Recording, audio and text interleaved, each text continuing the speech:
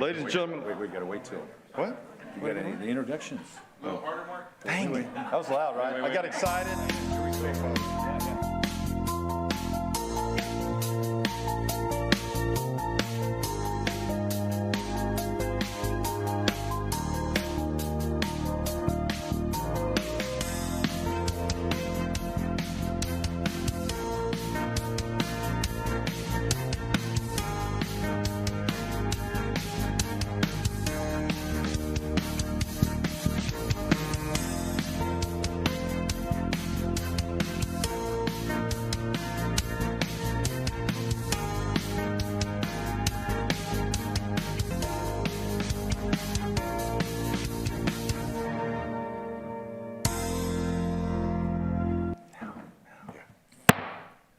I'll call the meeting to order. Those who are interested, the mayor is unable to be here today. I am the current mayor pro tem, and so I'll be presiding over the meeting. The invocation today will be given by Pastor Kevin Jennings from Mount Olive Lutheran Church. Pastor, please. Good morning. In the name of the Father, and of the Son, and of the Holy Spirit, amen. Lord God, we pray for all who are in authority. Give us the grace with our fellow citizens to value the officers and magistrates of our government as those sent by you. Instill in us that respect and honor that is due them. Lord, endow them with wisdom for their several duties, with the spirit of sacrifice for the common welfare, with mercy and justice, with uprightness and kindliness, through Jesus Christ our Lord. Amen. Thank you, Pastor. We have the pleasure today doing the Pledge of Allegiance to the flag of the United States and the Texas flag, given by Matthew Craig. Matthew is a 12th grade student at Annapolis Christian Academy.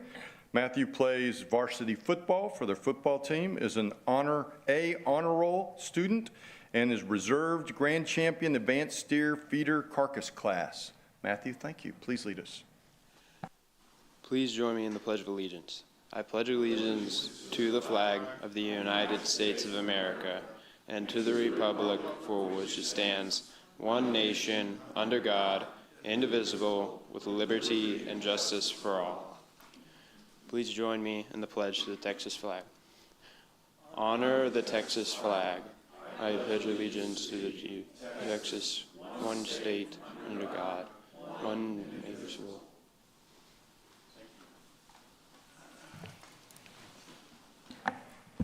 All right. Rebecca, please call the roll, the required charter officers. All right. Mayor Paulette Guajardo is absent. Mayor Pro Tem Mark Scott. Here. Council members Roland Barrera. Here. Sylvia Campos. Here. Eric Cantu. Here. Gil Hernandez. Here. Kaylin Paxson. Here. Everett Roy. Here. Carolyn Vaughn. Here. City Manager Peter Zanoni. Present. City Attorney Mouse Grizzly. Here. Mayor and Council, a quorum of the Council, and the required charter officers are present to conduct the meeting. Thank you, ma'am. No board appointments today, which leads us to the consent agenda.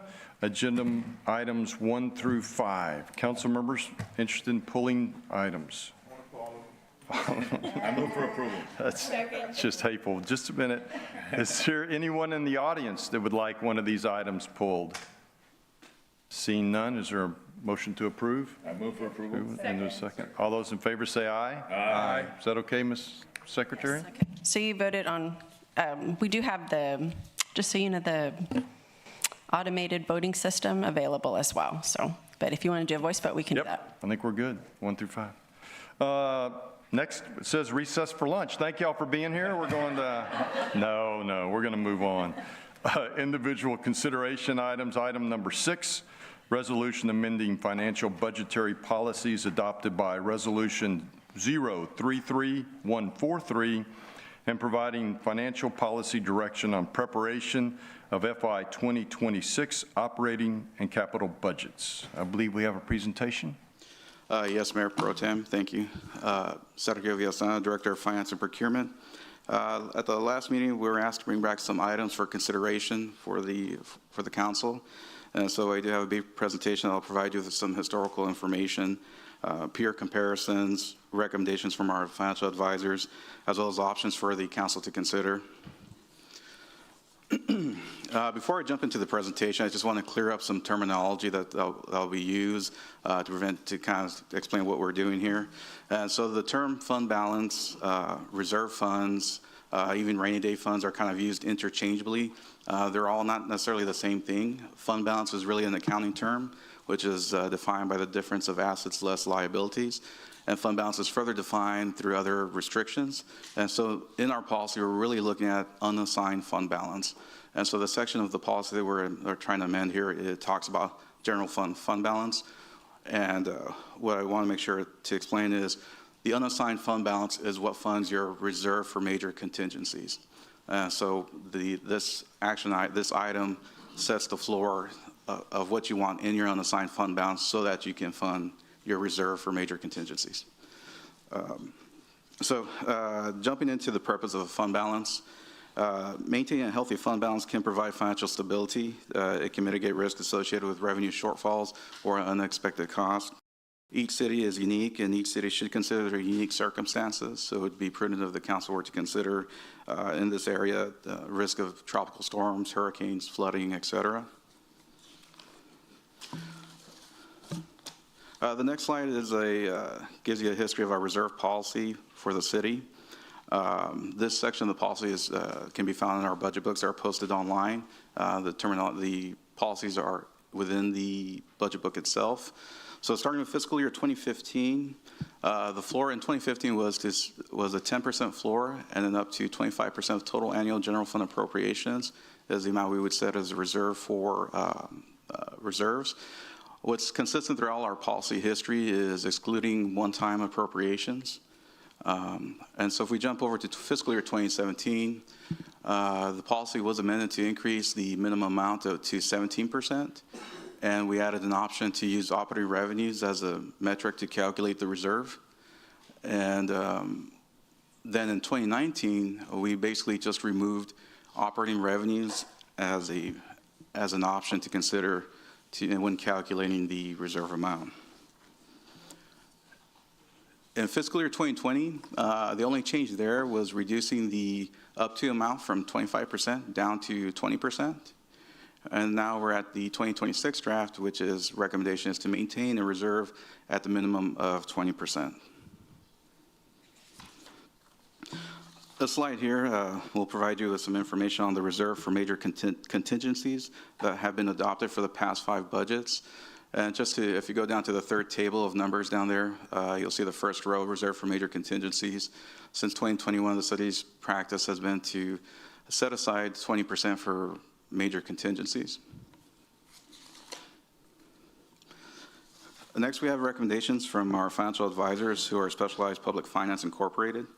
They provided some benchmarks for consideration, starting with they've confirmed that 2 months of reserve is a good baseline for most of their clients.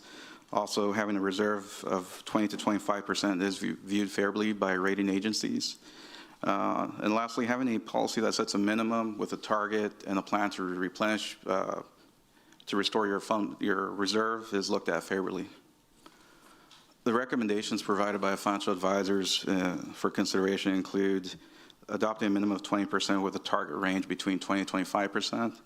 Other recommendations include triggers to replenish a reserve if the reserve falls below a minimum amount, the minimum amount. Also adding guidance to the policy as far as using one-time revenues and year-end surpluses to rebuild your reserves. Lastly, considering establishing a stabilization fund for any unplanned budgeted expenditures. This next slide is a nice comparison or peer information for your consideration. Starting with the City of Austin, this is basically the reserves that each city is setting aside. So City of Austin sets a reserve of 17% of ongoing expenditures. City of Dallas does 50 days and not more than 70 days of general fund operating expenditures. City of Fort Worth sets a minimum of 2 months with a goal of 3 months based on budgeted operating expenditures. Houston has a 7.5% of general fund expenditures set aside in reserve, as well as has a separate stabilization fund being the greater of 1% of adopted general fund budget expenditures, or $20 million. The city of San Antonio has a reserve of 15% of revenues. And the next few cities are coastal cities for comparison. We have the city of Galveston with a general fund reserve of 90 days. The city of Beaumont is not less than 20% of that fund's annual operating expenditures. The city of Brownsville has a 90-day unassigned fund balance reserve, and South Padre Island has a 6-month operating reserve.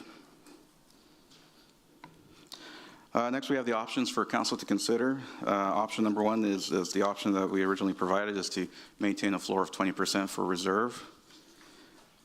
And option two, if the council would like to keep a range, is keeping the same range at 17% and up to 20%. Staff does recommend option number one. That concludes my presentation. I'll stand by for any questions. All right, questions, anyone?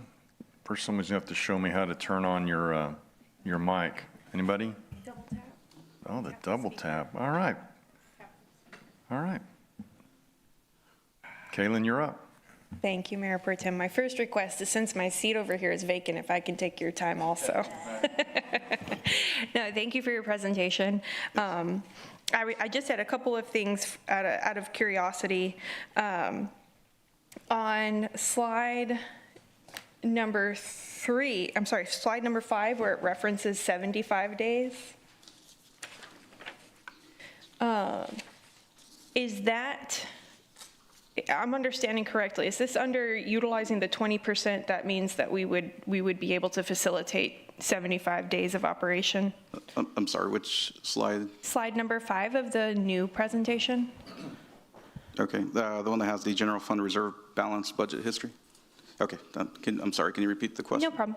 Is this, is my understanding correctly that with this entire proposal of maintaining a 20%, that gives us approximately 75 days worth of operations under that?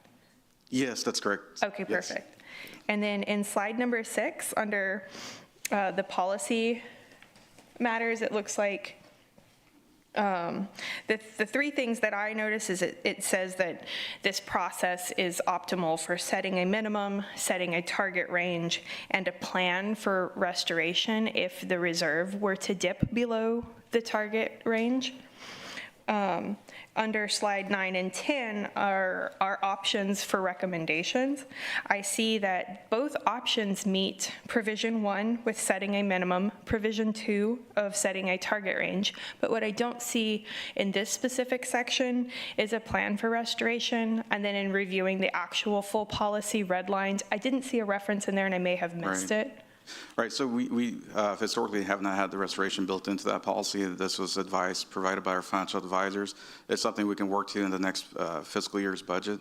So we need to add a measure for how to restore if we dip. Yeah, and I think that would be, it would be if we dip below the minimum threshold. So if in the current policy, 17% is the lowest. So if we got there, then there would be a corrective action plan if we got below 17%. Yeah. And so we don't have that written, but it would be a matter of not spending, essentially.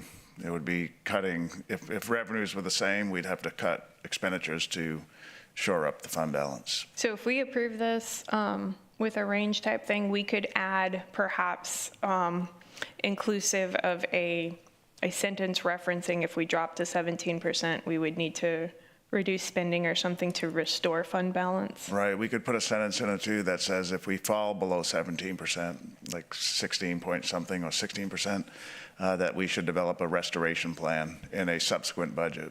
Okay, I think something as simple as that would meet that Yeah. provision. We can do That'd that. be good. Yeah. And then looking at the cities that we were given as examples on these, was the selection of cities based on cities that actually hold a policy on budgets and finances? Because I know last time we said that not all cities have a necessary finance or budget plan policy. Was that what drove the selection? So the selection of cities was, some of the larger cities were selected, and as well as coastal communities. And the ones we selected all had policies for their reserve. Okay.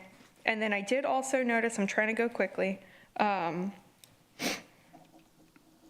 did notice that it seemed like our coastal cities, hovered around 90-day supply. One of them actually had a 6-month supply, and our major cities, all of them were over the 60-day, I think. Maybe one was 50. So it looked like if we try to categorize ourselves in the large city, that's about 60-day. But if we were to look at categorizing ourselves as a coastal city, that's a little bit longer. That's the 90-day plus. So does the 25%, does the 20% upper threshold, that's 75 days, right?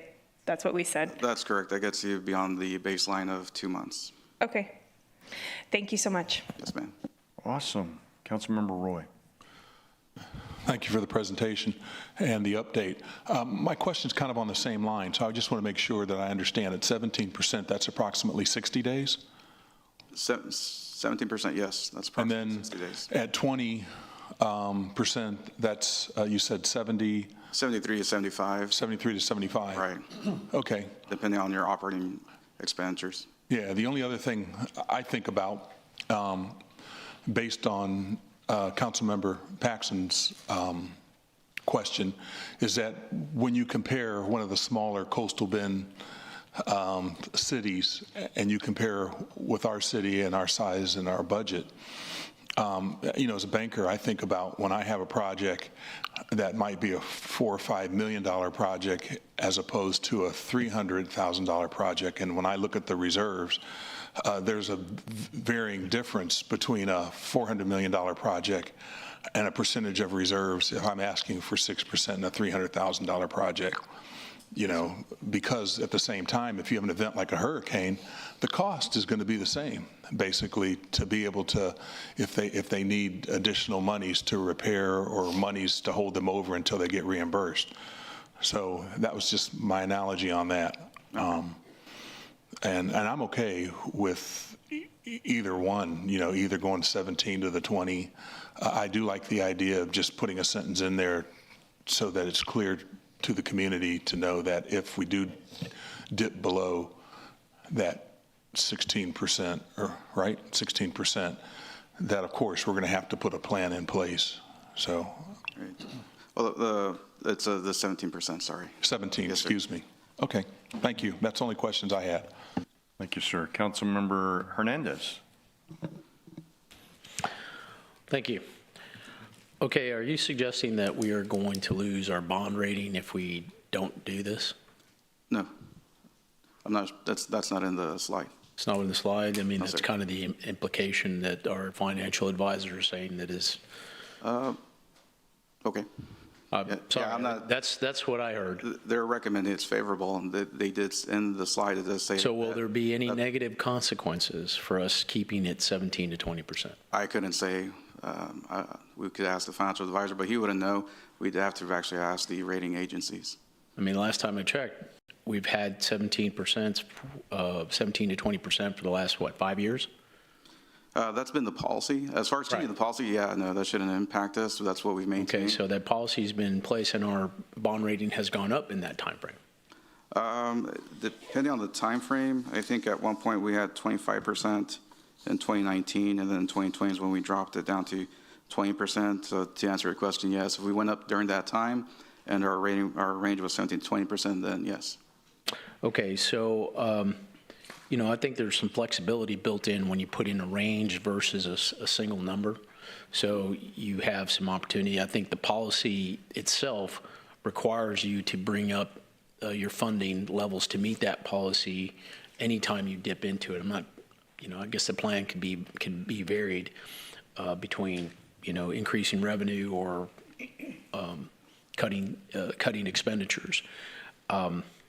But I'm in favor of keeping that range, and if you just want to add the section where it says 20%, just say 17 to 20%. That way you just keep it simple in terms of what the recommendation is. Can you repeat that part, the 17%?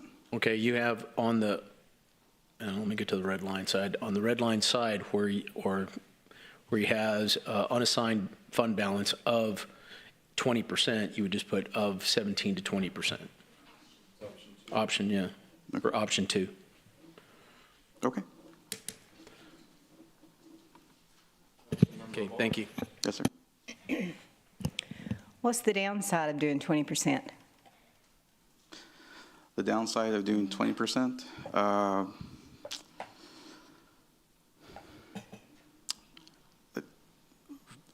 from my perspective, there really isn't. You're being prudent, reserving funds at 20%. Yeah. Other than if you want to take those funds, redirect them for one-time uses. The downside is if you do that, getting back up to 20% could be a challenge. So depleting, it's like your personal savings account. It's unique to each person. If you're conservative, you want to save up as much. That may be a preference. If you use up your savings, then you have to build it back up. Yeah, for me, I always like more, just in case we don't know what's going to happen. What is your recommendation, Mr. Sinani?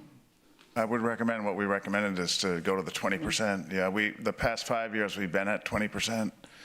But so that would be the 5 years of history show we're at 20%, even though we had that range of between 17 to 20. I think we should have more. If you look at the coastal cities, they had one city, South Padre, had 6 months. I do too, and so we're recommending option 1, correct? Yes, ma'am. I'm going to make a motion for option 1, and I know you still have to talk. Yeah. All right, there's a motion on the floor. Is there a second for option 1? All right, discussion? I know, I'm getting there, easy. Sorry. I've got, hold on, let me get rid of a couple people. This is just Galen. This is just the second of my first half rolling. No. I know, I am curious to that note on the difference between your recommendation for 1 and 2. From what I can tell going through the packet, there was a portion that said that we could evaluate making a long-term goal starting in, years 3 or so of going up to even 25%, which is not the 6 month that a lot of coastal cities do. But if we are presently holding at 20%, it may be a feasible long-range goal. Right. We should put that, I would recommend putting that in, that we look over this budget, we're bringing the slate. So for the 27 budget, and the 27, 28, 29, maybe look to get to 25% somehow in the subsequent budgets that we develop.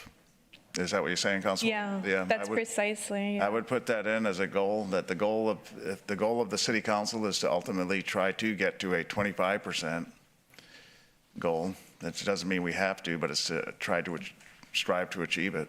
Yeah, that's my other question on there. Yeah. And I know that we had talked about, Peter, just not too long ago, if we did a range, then there's some potential to do a couple of pilot projects, specifically on the sidewalk work. Right. Where we take maybe 1% out of that 3% range for a one-time expenditure. Right. Speaking to that interest, because I think that has the least, I think that positions us in a good spot for our long-term mobility plans and our goals for the community. Agreed. Could you maybe explain how that would play in if we adopt option 1 this year as opposed to option 2 this year? Right. So if we did option 2, we could do what you're saying, because we would have that range between 17 and 20%. 1% of the financial reserves is about 3.5 million. So if we went from 20 to 19%, you could use some portion of that, or maybe even 19.5%. You could use some of that 1.5 million for a pilot sidewalk project in City Council Districts 2 and 4, and then be ready for the bond program for a more robust program. So that's an option. Is it within our scope to adopt option 1, adding a goal of 20% for a long-term range, but still be able to utilize a 1% or a 0.5% this year? No, because at 20% would be would take us at where we're at today, the 69.3 million. So in order to take off any of the fund balance or the rainy day fund for a sidewalk project, we'd have to reduce below 20%. Is it something we could utilize in the final 30 days of our current reserve that says 17%, but we're at 20? Say that again. Right now, our reserve is at 20. Our policy for 2025 only mentions 17%. So we ostensibly we have that 3% margin. Mm-hmm. Is it something that we could do the pilots beginning with the last 30 days of fiscal year 2025 and adopt this to go into 2026? We'd still be in the same predicament because we would be spending 2025's money that essentially rolls into 2026. So we'd still be short. The reserve, that. gotcha. Yeah, we'd still be short the. Well, that's my only conundrum right now is I think that's the easiest route unless you've got some other ideas that could start those pilot. Is there something you may have in mind? Because I don't have a problem with option one adding that goal. Yeah, there really isn't. There was some minor adjustments that you'll see. You may have seen it already, the agenda we posted last night for next Tuesday. There was a minor adjustment in property tax revenue, but that was subsequently allocated to initiatives that the community asked for, like restoring the book budget at the Hart Library and restoring the position. So the only other way to come up with money to do a sidewalk project is either cut spending or dip into the financial reserves or issue debt. Okay. Well, I'll pause on that idea, but that's where I don't mind option one, and I would like to put a long-range 25% in there. I know there's a motion and second on the floor, but in section 12 and page 7, two different sections, it talks about a 2% in annual operation contingencies for budgets like special revenue and things.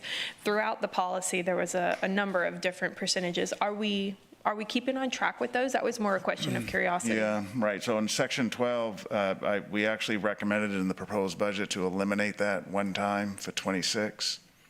So in the 5 budgets that I've done, there's been $500,000 as an operating contingency, and we have used it from time to time, not every of the 5 prior years. Okay. Yeah, but to balance this budget so we wouldn't have to cut more services, we recommended reducing that to 0 for one time for 2026.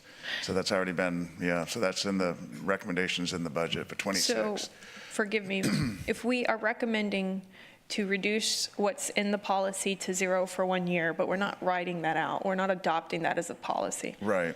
Is it not something that we can do similarly? We're adopting this policy, but we're taking a 0.5 to 1% one-time expenditure. Yeah, you could, so the financial policies are guidelines. Yeah. They're not law that, that you would have to. So just go to like the court to figure 2% out. in Yeah, special revenue, we could still get a pilot. You could, you could say our goal is to have 20%, but we want a policy decision is to take a 0.5% to generate somewhere around $1 million. It would be less than 0.5%. Yeah. To pilot the sidewalk program. So we could adopt option one, absolutely. add the 25% and do a one-time. Right, you could. I'm fine with Yeah. that. Okay, thank you, Peter. Okay. Councilmember Roy. So Peter, I just want to clarify something. You had mentioned earlier districts 2 and 4 when it comes to sidewalks. I know we've talked about sidewalks in District 1 Right. Multiple times. But the other thing I want to just kind of remember is that at one point we were actually talking about a sidewalk study, right? Yeah. Has right. that been put into place yet? No, so Ernie, at the time as the Public Works Director, recommended a comprehensive citywide study to assess need. It would have to be sourced out to a private company because we don't have the expertise. So the estimated cost was about $1 million to do that. That was not done because we didn't have the $1 million. So the reason I referenced 2 and 4 is 2, obviously Councilwoman Campos has been a big champion of sidewalks, as have you, Councilman Roy. So just to start somewhere, we said 2, and then recently the school district from Flower Bluff and City Council District 4, with the passage of their bond program, they'll be improving facilities, and they want to at the same time address pedestrian mobility. There's a lot of access between buildings and from particular neighborhoods to the schools that are on grass shoulders, and so they came to us recently asking us to consider piloting with them sidewalk initiative around the school. So that's why I said 4, but obviously every district, even District 5, has sidewalk needs. Yeah, I mean, I think that's one of the reoccurring things. I heard that last night at our community event. Right. And I heard it out in West Guth. Right, Also. I was there at West Guth. But, so with that, where I was headed with this is that if we went with option one at 20%, Right. then you have the ability to also set a goal in the future, because let's just say hypothetically you set it to 23 or 25. When we get to that 23 or 25, then you could dedicate a percentage and to the sidewalks or whatever we were looking at. Correct. You could do that. Yeah, so I'm okay with that too. I think that's the smartest thing to do. I mean, I know we want to try and do things right now, Yeah. but we've got to get the study done. Yeah. Because that's going to give us the roadmap to what's smart, and then it will also tell what district has the biggest need, and it gives us something to follow. So I'm okay with that too. The 20, if we set a goal at 23 or whatever this council decides, Yeah. then we have the ability in the future to be able to dedicate some funds. But again, I don't think anybody ever admonishes anyone for saving money in terms of putting money away, because we really don't know what the economy is going to do over the next couple of years. There's some indicators out there, and depending on who you talk to. Or the weather, what the weather can do. Thank you. Yes, sir. That's all I had. Okay. All right. Councilmember Campos. Thank you, Mayor Pro Tem. Okay, well, I've been hearing this about, there's different kinds of money, there's all kinds of money, to get sidewalks done, but it never comes to fruition. So here we have an opportunity, and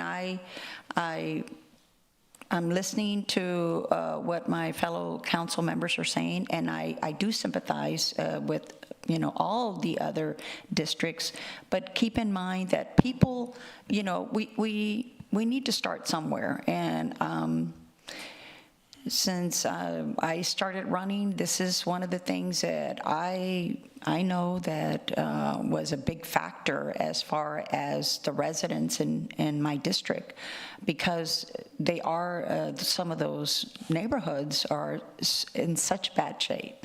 But the idea that Ernie had, I thought, was possible, which was, let's start with the 5-year streets that have not been repaved yet, that we could start with those streets, adding the sidewalks wherever it was possible. And like I've been saying before, is people need to see where their tax dollars are being used. And if they can see that, sidewalks are being done, then they'll be more apt to say, well, you know what, maybe we could do a bond next year, or maybe, but we have to start somewhere. And I understand about the survey that needs to be done. But that's $1 million when we know that we have more than $1 million worth of sidewalks that have already been identified. So again, I still would like to see a percentage of this dedicated to sidewalks, and I'm not sure if this is going to do it, but because this would only get us like $1 million, right? Basically, if we were to adopt the option 1, instead of going with the option 2 that goes down to, it says, it is the goal of the council to unassigned fund balance and the general fund to at least 17% and up to 20. So there's a variance. So I would support the option 2. And I understand my conservative council members that, want to make sure that we do have some reserves, but we've been able to manage with 17, and we have history, so it's not like we've not done it before. So I would strongly encourage my council members to support really option 2. Yeah, and Councilwoman, just to be clear, we've actually had 20% financial reserves for the past 5 years. There's been a goal of between 17 and 20, but we've actually been at 20% for the past 5 years.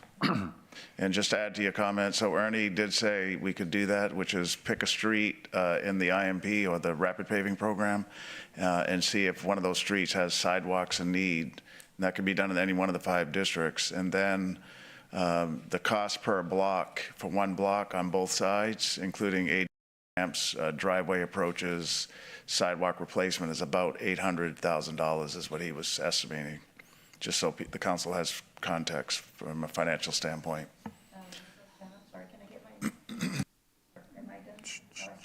No, hold on one second, hold on. Okay, okay, but the issue is if you do the, let's say, I don't know, maybe a street, I don't know, 800,000, I know it's not going to get us much. Block. Yeah. When would it be possible to even have an option to put a bond program? Right. In the would it be this month or for No, next? we would say- For November or what? When would it be? Yeah, it would be, if we stay on the cycle that we have been on, it's every 2 years. It is every 2 years, so it'd Right? be, So we'd be developing it next spring, working with the city council for adoption in July to be placed on the November 2026 ballot. okay, Yeah. okay. And I think what you see in the council, regardless of the member, is that each district, there's Has a need. advocacy for sidewalks in all 5 districts. So you're probably talking a couple $1 million, probably $5 million. Yes, what Per I'm- district, you know, $5 million in district, total, $1 million per district to begin the initiative. But I think it's been discussed enough where, and I think the council just has to agree to every district's going to need it. Because initially in the '24 budget, we recommended just District 2. And then the 4 council Yeah. districts said, we want ours too, and so we ended up not doing anything, so. I know. I think the council just needs to decide that $5 million comes off the top of the next bond program, and $1 million per district is what it, because there's needs there, even Councilman Hernandez and I, when we've toured his district, there's sidewalk gaps, there's sidewalks that are buckling, so it's not just the older inner city districts, those do have tremendous need, Councilwoman, you know that, and probably more. That was one of the factors that Ernie's study was going to determine, but I think it's fair to say that the need is great and every district has needs for sidewalks. Right, So, yeah. okay. All right, I guess that's all for now. All right, thank you, ma'am. Councilmember Barrera. Hey, Mayor Pro Tem, I guess on your first meeting, I could see this, but we're way outside the deal, talking about bond elections or whatever. All right, Now, big comment. and that's one reason I want to advocate that if we do a study, that way we can determine what we need to do. I mean, I go to Austin, Texas frequently, and the other day I was in a neighborhood that only one side of the sidewalks had streets. And then here, you have a lot in District 2 and District 5. I mean, they only have one side. And what is it? I don't know why you came up with a pilot program of 2 and 4. What about 3? You know? I mean, they have areas where they have no sidewalks, so I think that's one reason we need to do a study. But that being said, what is it? I believe what you recommend is option 1, and then we just want to have, and I believe in having a stronger financial rating, and based on your direction is how we've improved that financial rating. So that's it. That's all I have. Thank you, sir. So my take on this is a great conversation to have to start a budget process. I just want to reiterate that. It's kind of weird to have this 8 days before we vote on the budget or whatever that date is. I think saving more money is better than saving less. I think it sends a message to the lending community that we are, you know, we're interested in our fund balance. I think 90 days is better than 60, and it sounds to me like the sweet spot's 23%-ish. And I think the rating agencies would be happy. I think we would sleep better at night. I do think there ought to be a conversation, again, when we start this, if this is our initial starting point for next year's budget, about a set aside. And so I have an opinion. I like option 1. Thank you. Anybody else? Anybody else? Anyone? Okay, we have a yeah, so technically it's, okay, I think this was public comment. Is there public comment on this agenda item? All right, seeing none. We have a motion on the floor, correct? I'm sorry, did you have a, yeah, okay. Yeah, so can you take our vote? Excuse me, Councilman, just to see if does the council want the amendment to put into the policies the language that if it dips below the 20% that we need to. We just need somebody to make a motion to amend the motion, right? That we need a plan to restore fund balance. That language would just be added to our policy. Sure. Councilmember Hernandez. Yeah. I might as well just wait until the next budget cycle for that kind of amendment to ferret it out, you know, what that language would be. I mean, the policy itself requires us to maintain a balance, to have a policy to try and figure out, you know, if we dip it, then we need to do a plan for it. We've got to do a plan for it anyway. Okay, that's fine, Councilman. We can do that. All right, seeing no amendment to the motion, I guess we take our vote.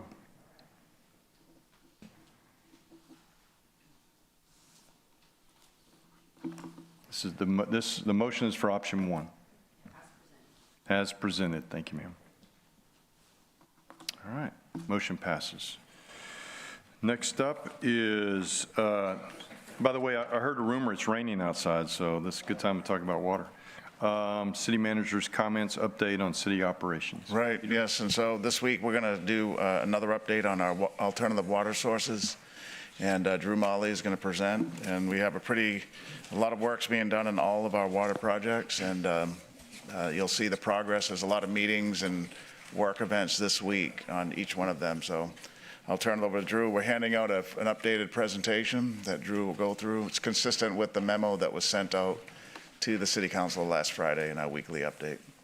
So Drew, we'll turn it over to you. Thank you, Peter. Thanks, Mayor Pro Tem, Council. Good afternoon. Thanks for having me here today. As the city manager just said, there's a presentation that we strive to give every week. It also follows suit with a memo that we try to provide every week so that you're all are up to speed and up to date on all the latest and greatest projects that we're working on. I will say that there is some information that is in this presentation that is a little bit new, so bear with me, but we'll go through these slides, and I can only imagine we'll have a lot of good discussion afterwards on some of this information. So with me today is Nicholas Winkleman and Esteban Ramos.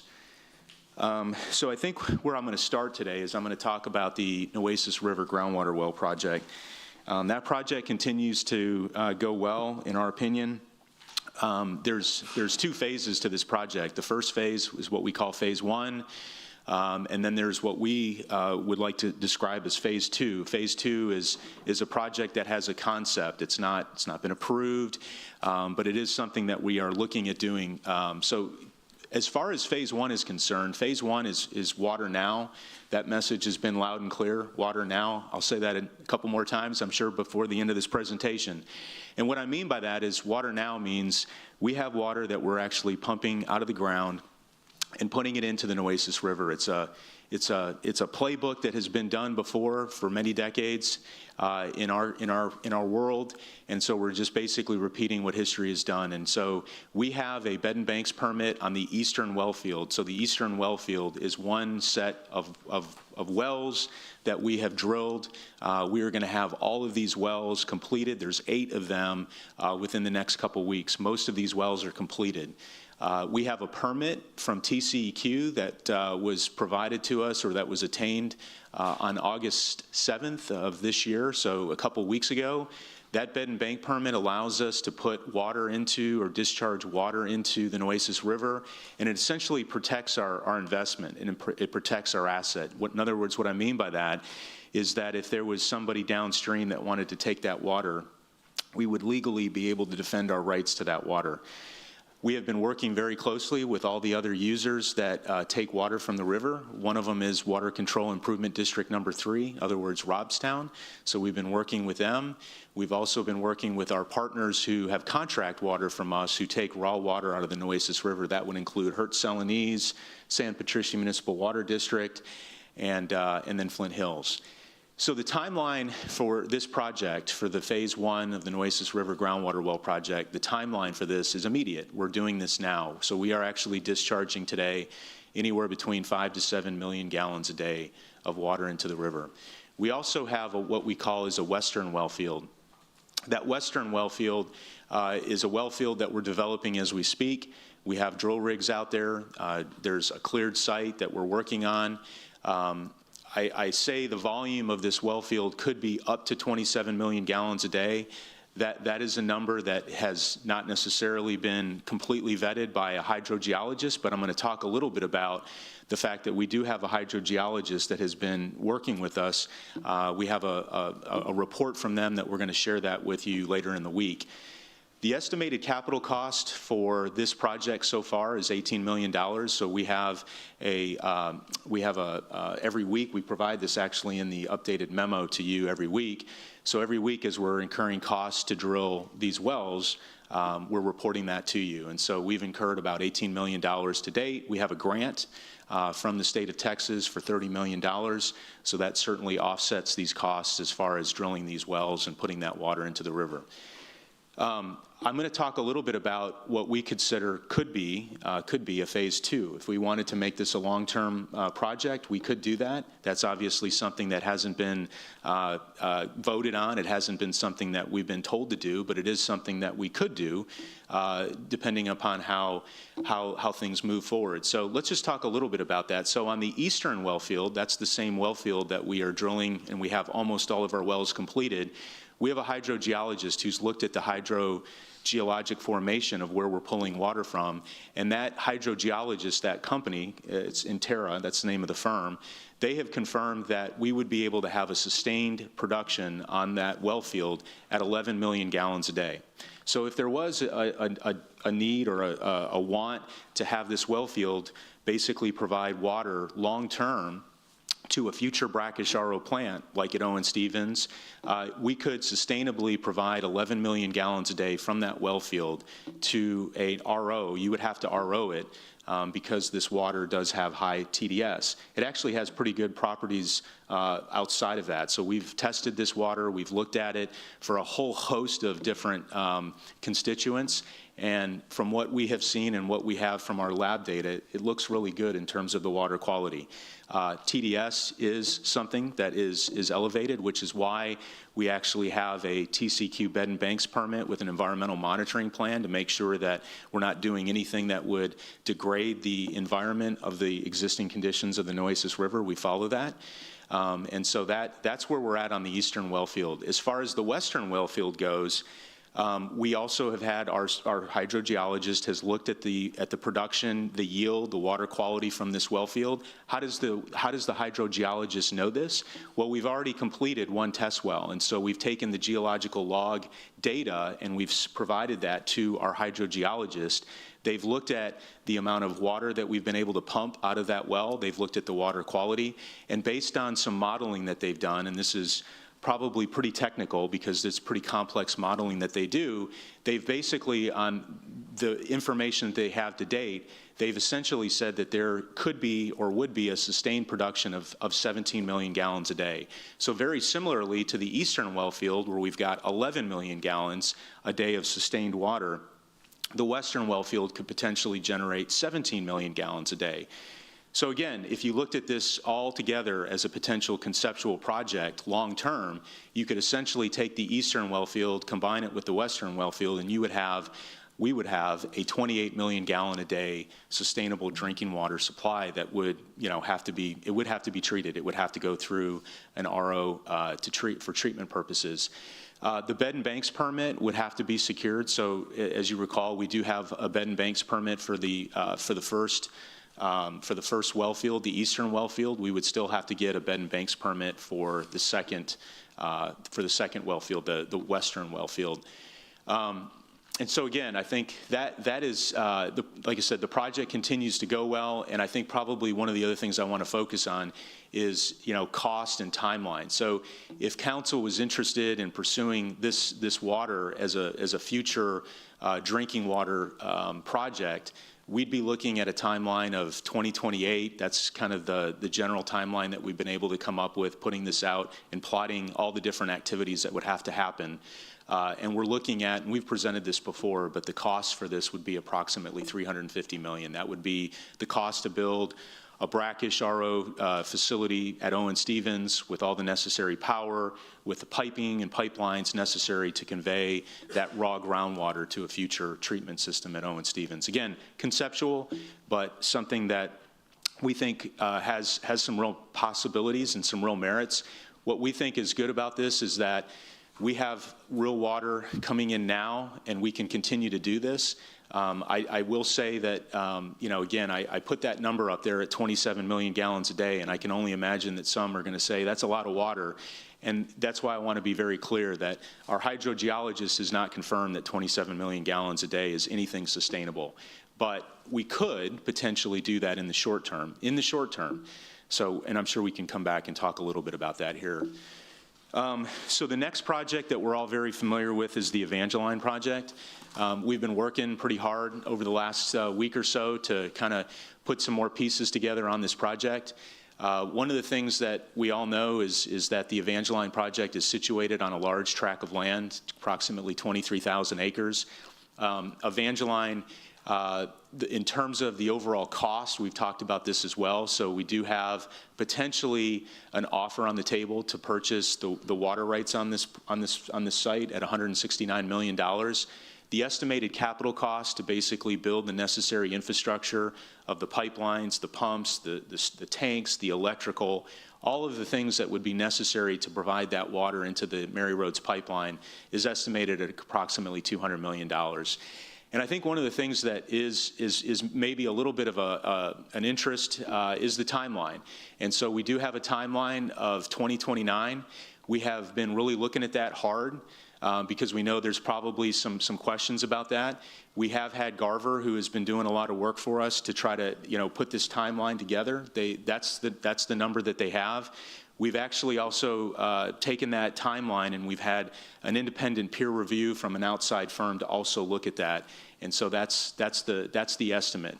And we can get into more details on how we came up with that.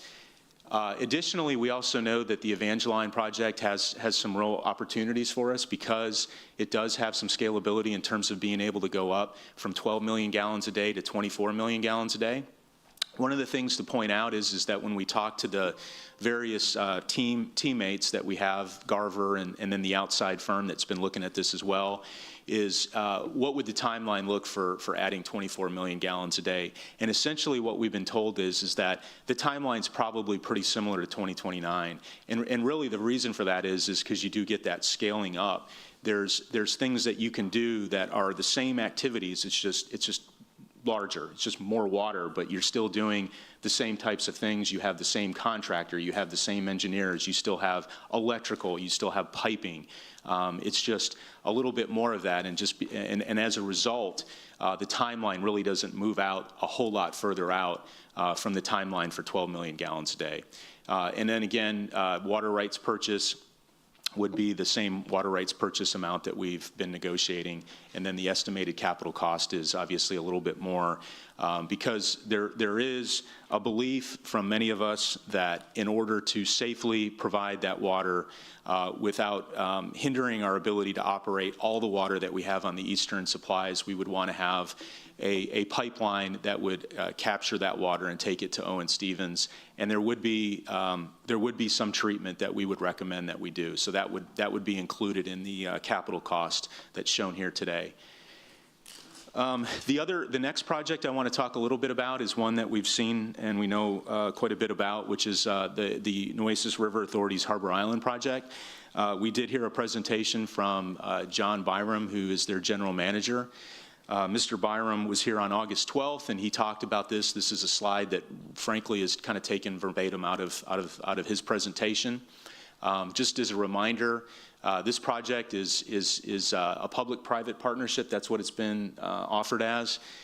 Permits have just recently been submitted, so there is a permit that was submitted in February with the Army Corps. They've said that it's a faster permit process. It's called a Fast 41 is what it's been referred to. And then there's a TCQ discharge permit that they applied for a couple months ago, back in April of this year. And then there's an easement amendment that was mentioned in the presentation that is still underway to be submitted. The cost model has not been developed. The timeline that we have been told is 2029 to 2032. And then this is something that has been asked of our staff, and so we wanted to put this out there, but what would it look like if we were to offer a reservation fee for this water? And so these are numbers that came straight out of some communication between us and Mr. Byram.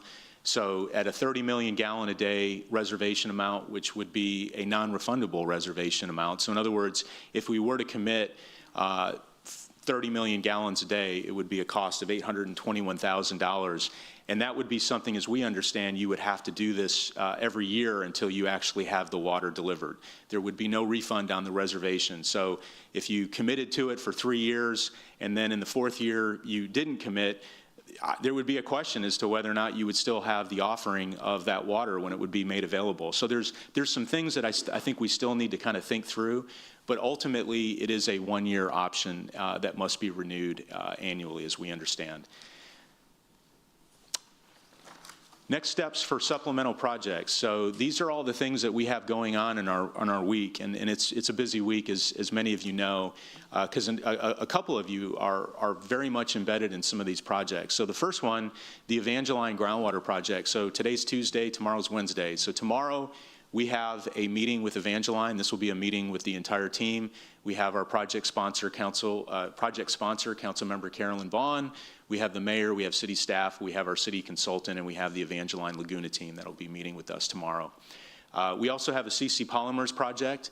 That meeting is also tomorrow. So we have a meeting with our team, and our team is defined as our project sponsor, Councilman Gil Hernandez. We have the mayor, we have city staff, we have representatives from CC Polymers, and we have some city consultants who are helping us.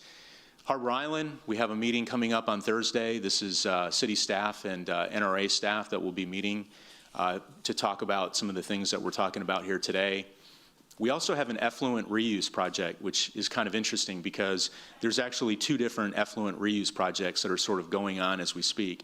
If you recall, we have Garver, who was hired back in May and contracted to develop effluent reuse. We also have Ardura, who has brought forth an interesting project component that we're looking at. In fact, we met with them yesterday. We're going to be meeting with them Thursday, and then there's going to be a presentation on what they are offering to the city as a potential option to bring wastewater effluent either to industry or potentially other locations where that water could be provided. Notably, potentially the Nueces River is a location that's been contemplated. So that presentation is scheduled for September 9th. And then last but not least, the South Texas Water Authority. We continue to work with them. We had a meeting a couple weeks with them in which we met with the South Texas Water Authority leadership team, with their staff, with 7Cs, and some of their legal counsel. And then we have a presentation that we've committed to the council to come back and talk about where we stand with this project on September 23rd. Okay, and this is, I think this is the last slide. So this is a slide that I think is really interesting. We have been working on this for quite some time, and we finally have gotten something that I feel fairly comfortable putting this in front of the group. This is the water supply dashboard. So this is something that we update every 2 weeks. We put a lot of time and effort into this. This is a dashboard view that takes into consideration some things that are assumptions. And so when you project out, when you project from here out, there are assumptions that you have to make. So one of the assumptions is that we assume that we are going to, as we go forward in time, that we are not going to be getting really much rainfall at all. We're going to be fairly dire in our outlook for water because we haven't seen much of it, and we want to have a conservative approach going forward. My goodness, if we can just get average rainfall, the timeline walks out quite a bit. But if we get a 10th percentile, that's basically the number, 10th percentile, that's a pretty dire look on our situation.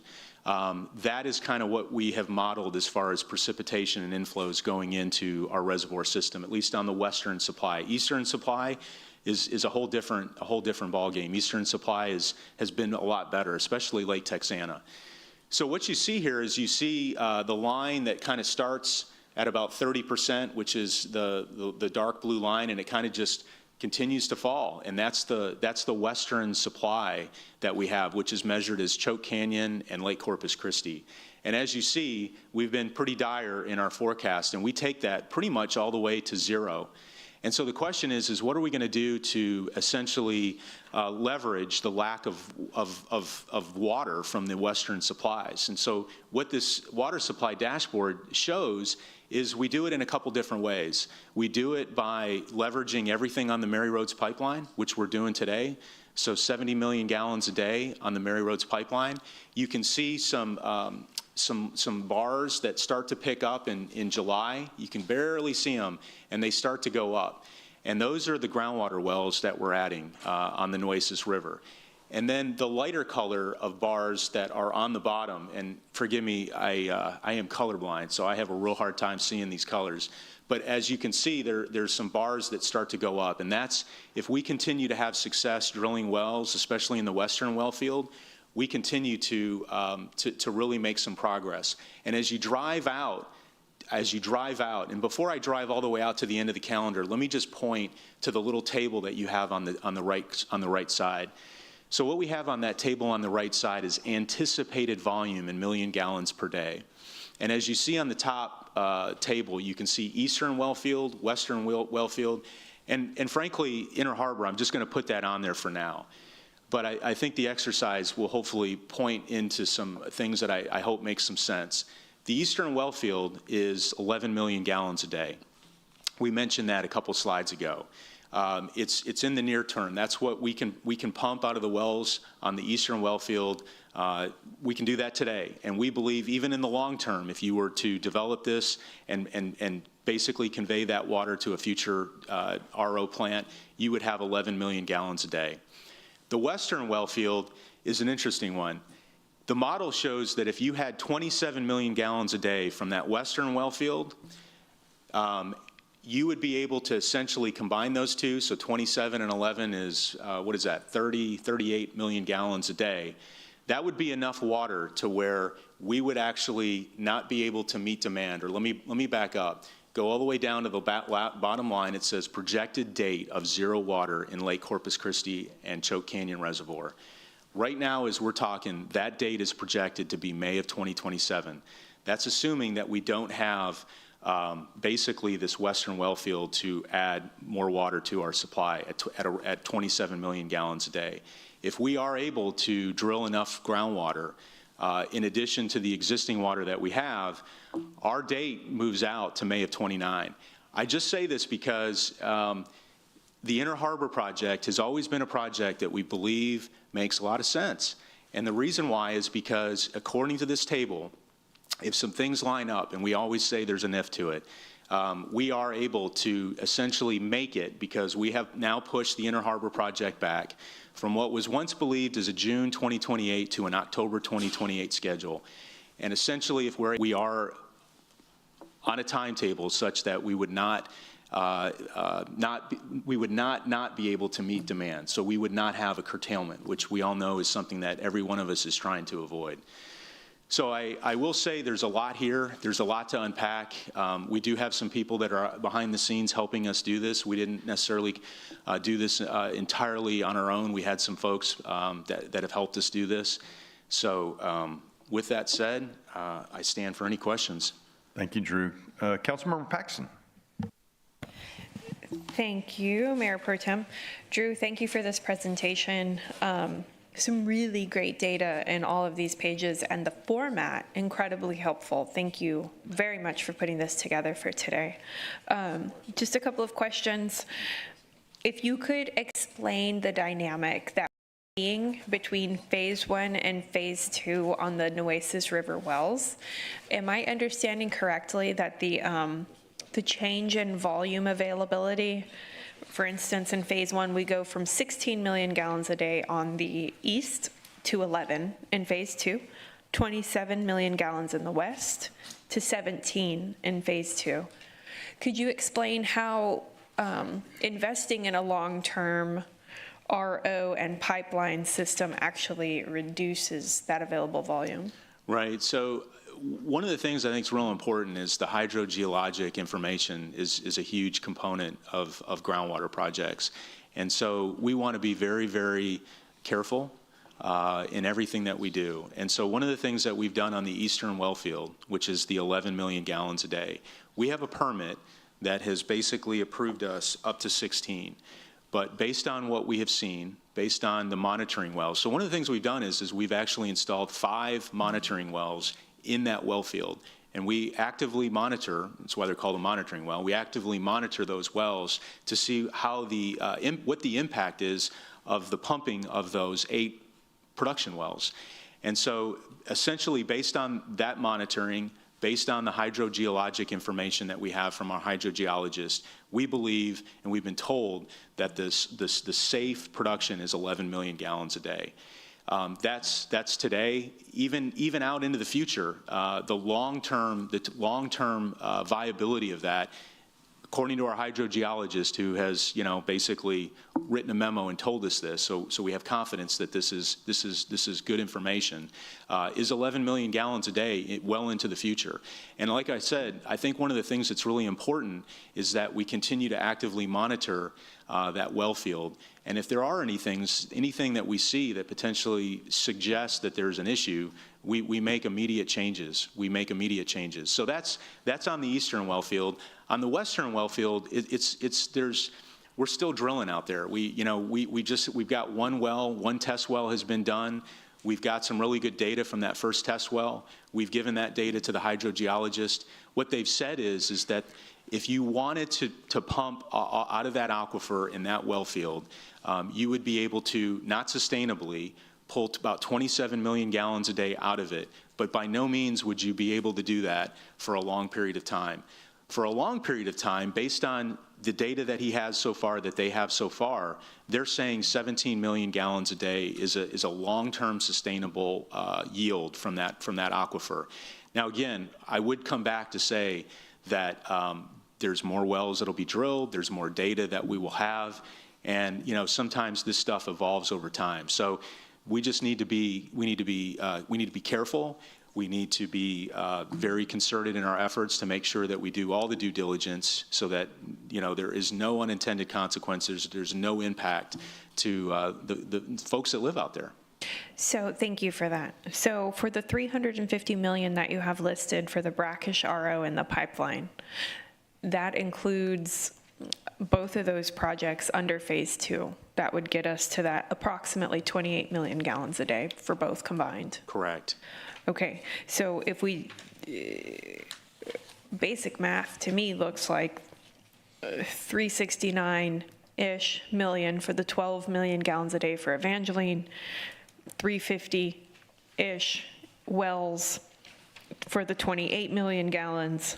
We're at little over 700 million for 40 million gallons. And those are sustainable sources. Correct. I mean, that's what we see so far. There's more information that will come out as we do more drilling, but at this point in time, that's what we're seeing. Okay, thank you. And then on the Harbor Island, I see that we have a water reservation annual fee for 3 different options. And you said this would be paid annually every year till the project starts. We would then translate that fee into a volume cost. It would no longer be reservation. The price point there would change. Absolutely. So basically, you're paying to get in line for a project that has a future date that's not entirely determined, at a cost that's not entirely determined, and then at some point there will be a determined time and a determined cost per 1,000 gallons, and then at that point a decision must be made. Okay, thank you for that. My last 2 things at this round, they're not numbered. Your dashboard page, 2 things. One, under the final right-hand column, which is kind of looking at that past May 29th date, that's presuming what? Because what I'm reading is for the first column where it says East Wellfield near term, it says the 11. I'm assuming this column puts us down at the bottom, the May 27, is if we only use the 11 million, we don't invest in that west. Correct. The second column, let's say we get them both online, even though they're the lower numbers, we're now shooting May 29. Correct. The final column, if we bring online 30 million from Harbor Island, will never run out. But what I don't see is the wells carrying over. The wells carrying over? Oh, I see what you're saying. Yeah. So once you get to the basically October, November 29 on the water supply dashboard, when you get there, I mean, essentially, you see there's no water coming out of the western supply, so it's 0. So essentially the water that we have in November of 29, the last date you see is October of 29, but November of 29, essentially what we do is we supplement, so all the water that we are bringing on, we're providing, is water that's from the 30 million gallon per day, let's call it Inner Harbor, or whatever project we want to call it, 30 million gallons a day from that. Then you have your Mary Roads pipeline at 70 million gallons a day. and then you have whatever delta is required from your groundwater wells that you're basically putting into the river. But this quote-unquote never relies on the continuation of one of the plans of the wells. Yes. You have to have these wells are important. So that this never has to go away if the wells go away. And we know we can only sustain those phase 1 numbers for 3 years approximately. It's not a forever. It's not a forever. I think what's going to be important is that at some point we're going to have to go back and revisit what we want to do with those wells. I mean, let's assume that in 3 years, we decide we don't want to have a brackish RO plant, and we don't want to use that raw water as a source of future water for an RO facility, then there's a decision that has to be made. Do you keep the asset and just, basically, in the event that we have another really tough drought, we reactivate those wells and we use it as a lifeline to kind of continue our water supply opportunities going out? I mean, those are the kind of decisions. I think what's important is that we have infrastructure that we've invested in. It's there for us. It has options, and those options are things that we'll be talking about for months ahead. I just want to make sure that we bring it all the way down to baseline for the understanding of everyone who's trying to analyze all of this, because the way it reads is the wells fall off of that prediction, and we have either option A, which is a short term of 43 million in the east and west on the Nueces River. So that would be, if we did that route, that would be 43 plus 30 Inner Harbor. Or if we do a sustainable well option, it goes down to 28 plus 30 million for Inner Harbor. So that means what we actually need is in the neighborhood of 60 million gallons to get to this never running out.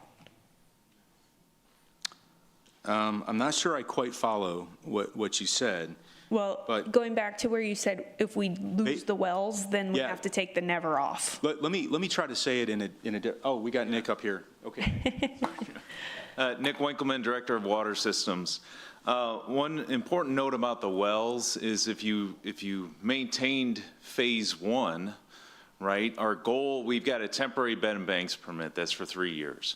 Our goal is to apply for a permanent bed and banks permit, so that those wells, even if you didn't do a brackish RO facility, you would still have those are assets, and you would utilize them as needed. Now, But we would still need them. Well, you're investing in this asset, the state's investing in the asset, so just like we did in the 80s and 90s, you use those wells when you needed them. Now, what's interesting, as more supplies come online and you're meeting demands, what you can do is manage the groundwater, right? You don't always have to run every single well. You manage that to meet your demand. So if I may, we know that our summertime, our peak consumption is in the neighborhood of 135 million gallons a day, give or take 5. In the winter, we drop down to about 90, give or take 5. So for summertime, if we know that we can almost guarantee 75 million gallons a day out of Mary Roads, that means there's 75 million that we have to account from somewhere. Right now, the wells are making up about 11 million gallons of that, so that puts us down to 60. That's where that fluctuates summertime and wintertime if we assume 75 stays consistent through Mary Roads. So if we are going to say that the western Choke Canyon, Lake Corpus Christi is going to 0, then we can't rely on that to supply the other 75. Right, so remember the goal is to diversify your water portfolio, so you have options and levers to pull to manage your water supply. Because and it's a hard reminder, and we talked about it last meeting, but the Mary Roads pipeline is still one pipeline, and things can happen at any given time. So you've got to be able to have additional supplies to accommodate that. You've got to have those levers to pull to Mayor meet the Pro demand. Tem, can I take 2 seconds? So Peter, I think, Yes. thank you.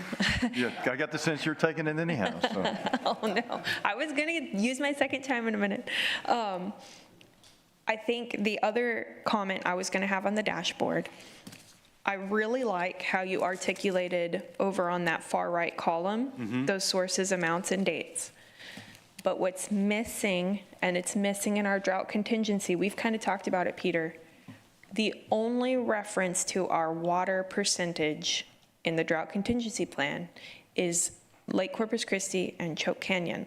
What I'd like to see in here is a percentage of our actual water supplies. And that's going to change as our portfolio enriches. But over half right now is coming from Mary Roads. So what's the percentage of that reservoir?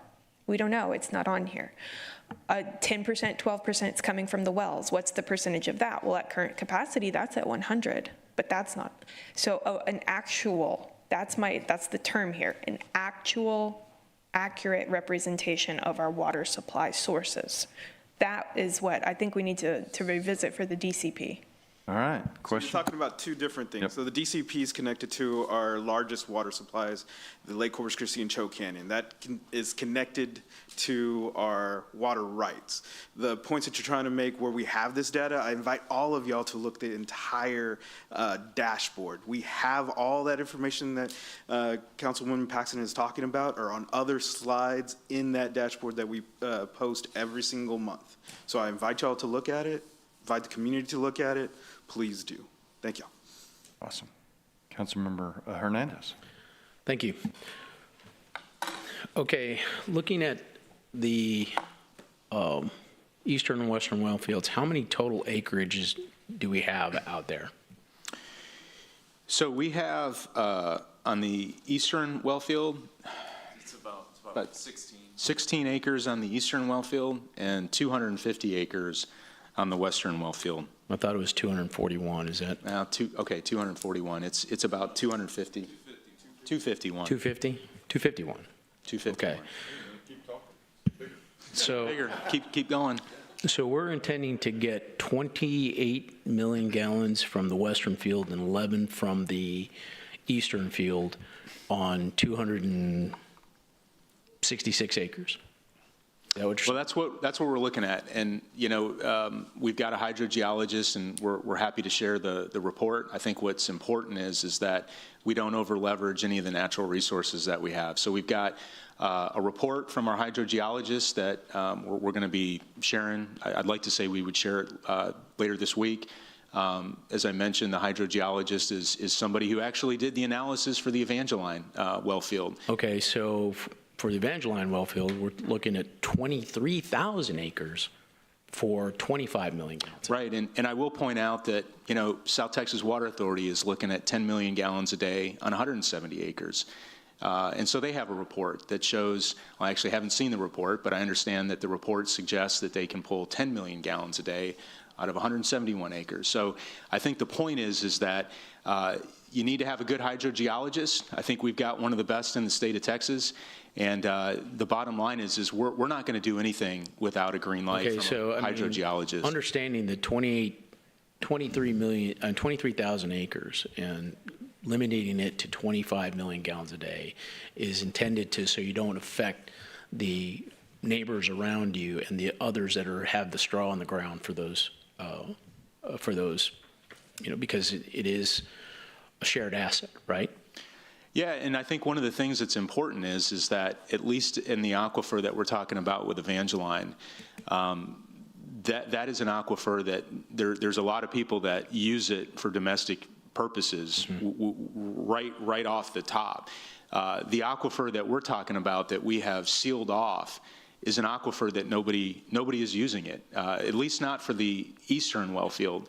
That eastern well field has some water quality that you would not be able to use it directly. So I think that's one thing that's a little bit different. Okay, so without the bed and bands permit is for 3 years, and after that you would either have to renew it or utilize it some other way, like through a brackish water desal facility. Correct. Right.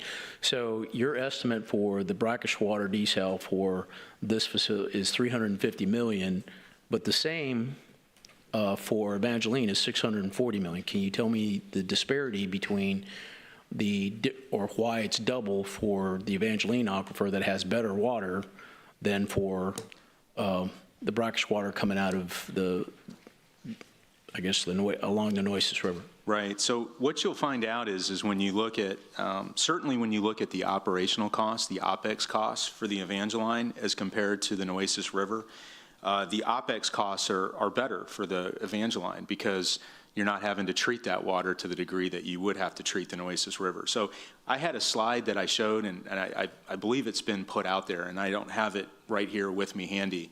I probably do in my book here somewhere. But well, because it seems like you have more volume that you would have to treat to RO, right? It's about 3/4 of brackish water is you can make it in fresh water, and then a quarter of it is discharge.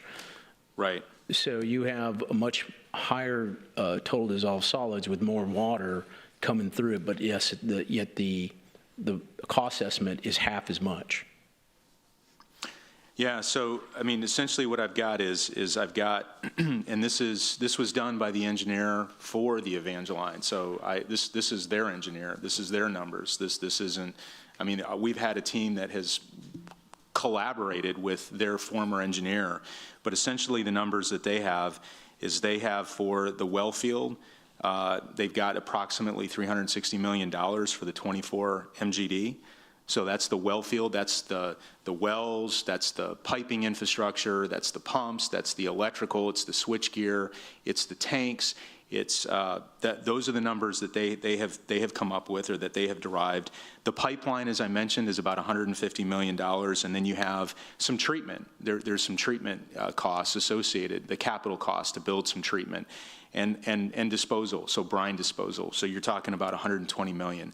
So with some contingencies, the number that we have is about $640 million. Okay, do you see kind of how it doesn't look,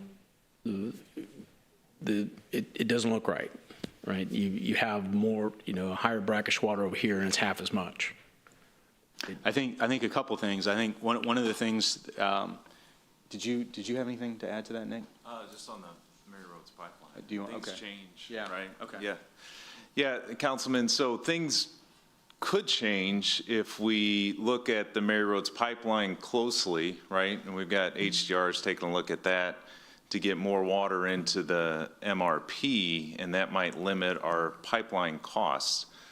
However, remember, it's still just that one pipeline, and you're not adding any redundancy. But all of that, once you get further down the engineering road, that's when those costs sort of they get fine-tuned. I understand what you're saying, but why wouldn't you combine the RO treatment cost?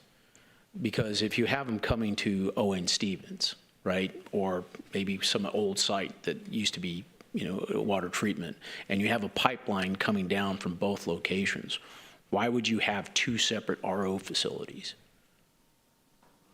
Yeah, I'm not sure. You're talking about if you have your Nueces County Brackish RO facility and then Evangeline RO facility.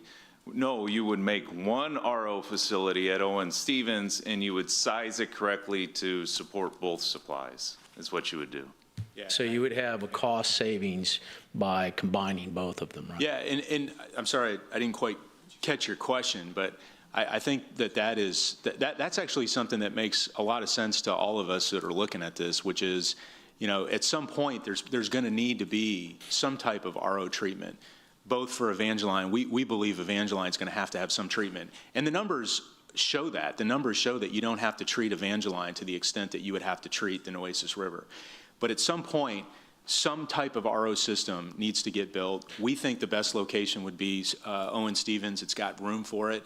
You could run treatment from both Evangeline, and if there was a decision to pursue some element of an Nueces River supply project, you could commingle both of those waters, and you could treat it both. Yeah, from my perspective, I don't think that the water from Evangeline needs to be treated through an RO system. I think Sinton drinks this water every day, if I'm correct.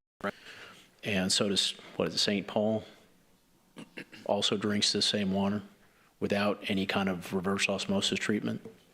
Well, look, their water, I've looked at it. It's a little bit different. The water that we've seen so far from the second test well has some things that have raised some eyebrows. Again, I don't want to say anything that is disparaging on anybody's water, It's nothing that we can't overcome, but I do think that given the fact that it does have elevated TDS for what we're used to, I'm not trying to say anything disparaging about what Sinton does, but that water does have an elevated TDS to it. And one of the things that I think is important to say is that over time as you pump, you could potentially have some degradation in water quality, and we would recommend, as well as our consultant teams that we've brought on, that there should be some treatment to it. So, but you don't need to build two separate facilities? No, you wouldn't need to build two separate facilities. Okay, last question for, with regards to the Harbor Island seawater, the reservation fee is actually a kind of a prepayment on water that comes in, is that correct? I would describe it as a reservation fee, so if you want to call it a prepayment, I guess that's a prepayment. Well, I mean, anytime that you have a reservation fee, that amount that you pay up front is applied to whatever water you purchase. Is that not the case? Not that I understand, but. Yeah, John Byram's here, but, Mr. Byram, thank you for being here. But the way the way John Byram explained it to us the last time was that would not happen, Councilman. We're meeting with him Thursday, so Well, when we discussed reservation fees before, like for some groundwater projects that were, right. it was a, you That's true. reserve the water, but that Right. any reservation fee you had applied to any water that you received. That's true. So when we did the last year of work with Evangeline, Right. and we talked about reserving 12 MGDs, that money would be credited back to the city and the cost for water and the royalty payment. But I think the way John Byram explained this reservation fee, that does not work that way. It would be a one-time payment used to develop the project. We wouldn't get any credit for it in the future. But like I said, that was from December of '25, so we're going to see Thursday if there's a new plan for the reservation fee. Okay. All right. Thank you. All right. Councilmember Roy. Thank you for the update. So a couple of things I wanted to get my head around. When you look at the water supply projects update, and so when we talk about the wells right now that we currently have we have a permit that will allow 3 years, right? Correct. At the end of the 3 years, we have to go back and we can apply for a permanent permit. Yes. Even that permanent permit is good for 5 years, right? How long is that good for?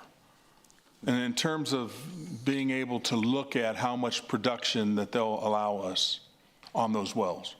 So at the time when we apply for, it's called the perpetual water right. So what you're doing is calling claim to that groundwater that you're discharging into said stream or water body, minus some carriage losses. So that's what we would be applying for on a perpetual basis.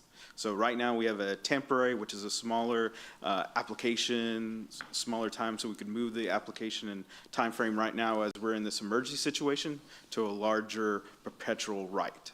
So with that perpetual right, does the TCEQ in the future at any point in time come back and say, I'm going to limit you on the amount of water that you can pump from that well? No. So what they would limit to, you would add maybe some special conditions within the application period that would change the carriage losses of that water being discharged into the water body. You got to remember where we're discharging, or excuse me, where we have our wells is in a county without a groundwater conservation district. So there isn't any limitations on the production of those wells like you're describing. Okay, but unlike desal, it's every 5 years? No. So if let's just say this Inner Harbor was built and you're producing 30 MGD a day, is that permit come up for review how often? That's the discharge permit that you're now, or excuse me, yes, the discharge permit now that you're describing is a 5-year annual renewal. So that would be the limitation. On the diversion part of a seawater desalination, that's the diversion from the water body, that's a perpetual right also. But they could come back and say, okay, based on whatever, we're going to limit your production down to 20 MGD. On the discharge, so they could. On the discharge. They could put 5 years after more information, they could see something in that renewal process, they could look at it and there could be changes made. And if there are changes made, and so let's just say, so what happens if they lower it down to 20 MGD? Is there an alternative plan that you can do something with the other 10 MGD as far as discharging it?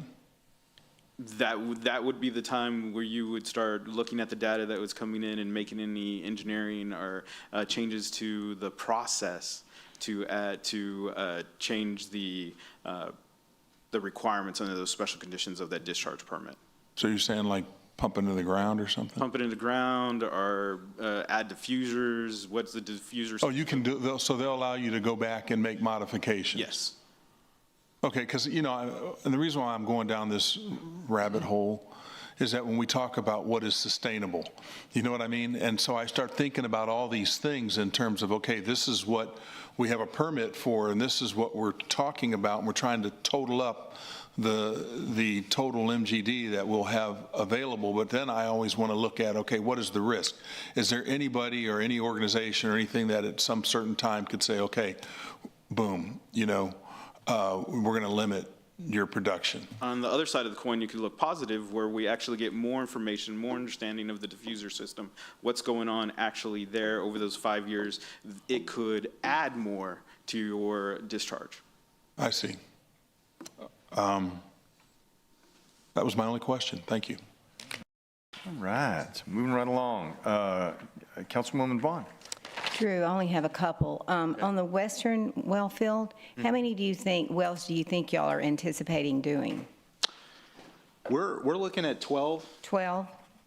Depends on we're pumping the first well, depends on the So I think as Nick just underscored, we're pumping. We've got one well that we've already installed. We're on the second one. We want to do this very carefully, and we certainly want to do it with the consult and advice of the hydrogeologist. Sure. Yes, ma'am. And how far is that pipeline to Owen Stevens from there? Would it be? Do y'all know? Right. So if you go as the crow flies, and the crow flies actually across San Pat County, I believe it's about 25 miles?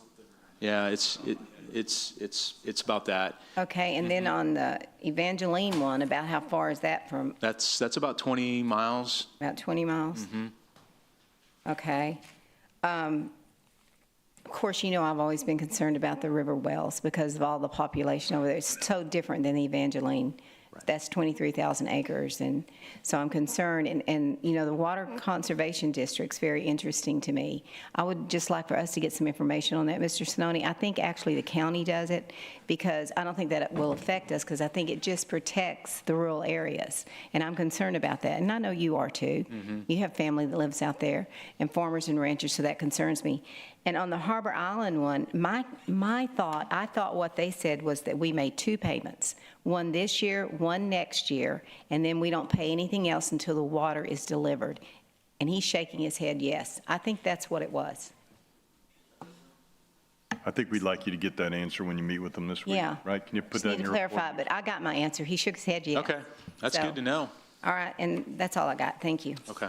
Awesome. Now, I hate to be the substitute teacher, but Councilmember Paxson, you have the floor, but you've already eaten some of your time.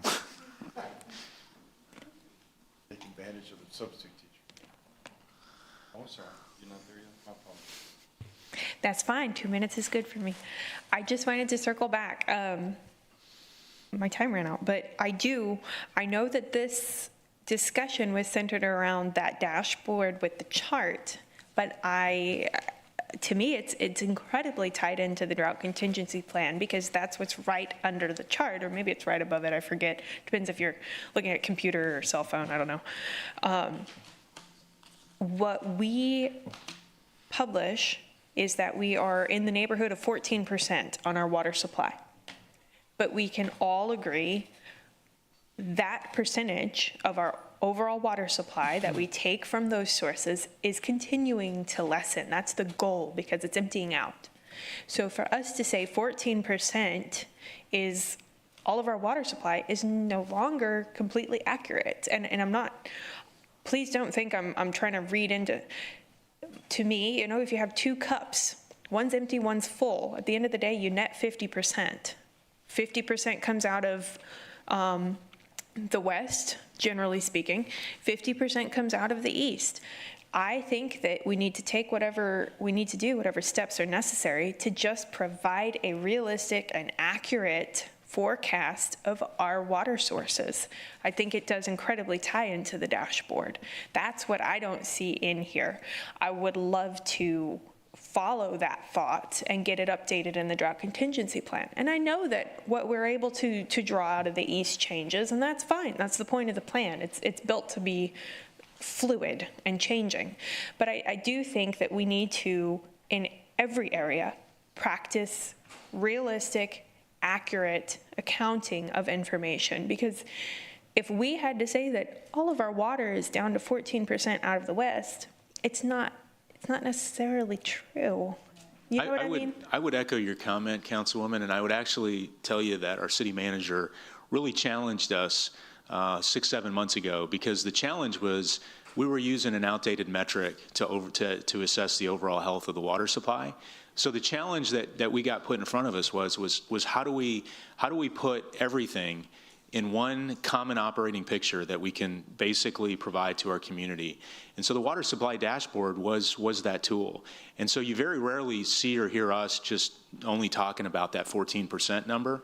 We're using that water supply dashboard. And the other thing I'll point out is the agreed order doesn't say a thing about stage 1 or stage 2. It doesn't talk about that. It's very specific about what has to happen when you get to 40% and 30% of your combined reservoirs, but it's agnostic as to what happens below that threshold, which is actually, I think really what that says is the agreed order gives us the opportunity to come up with the restrictions and the things that we need to do to protect our water supply resources. And that's where we got. That's why we had a fairly healthy, I think it was a healthy process when we updated that drought contingency plan, because we put things in it, like you suggested, which is what are the other water supplies that we have and how do we build that in to our overall common operating picture so that we know we're making the right decisions in terms of being careful as we get, closer to, having some challenges like we're seeing with regards to the Western supply. I think that it does, I don't think it does a full great testament to the work the department and the city has done on all of our collective water supplies to say we're drastically out of our complete picture when we're not. Can we move towards that would be my big question, is getting that accurately updated. Awesome. Good. Thank you, Councilmember. Councilmember Barrera. Thank you, Mayor Pro Tem. How long has Intera been the hydrologist for the? We've had them on board for 6 months. I would say we've had those guys plugged in for quite some time, and we have no reason to change. I mean, we're going to continue to use them. I thought that they had been along prior with. So you didn't finish the statement, but they've been with Evangeline for years. Yes. They've been with us for the Nueces River wells for 6 months. Okay. Yeah, so two different areas of studying, 2 years on one, 6 months on the wells. Correct. River wells. Yes, sir. Okay, do we anticipate, I'm sure there'll be more capital costs for the eastern and western fields over and above the 30 million? Yes. I mean, well, let me preface it by saying if we decide at some point that we want to build a pipeline and an RO, absolutely there'll be additional capital costs. But just for the cost of drilling the wells and using and diverting them into the river? Yes. I mean, we're I don't know if Nick, if you've got, you want to make a comment on that?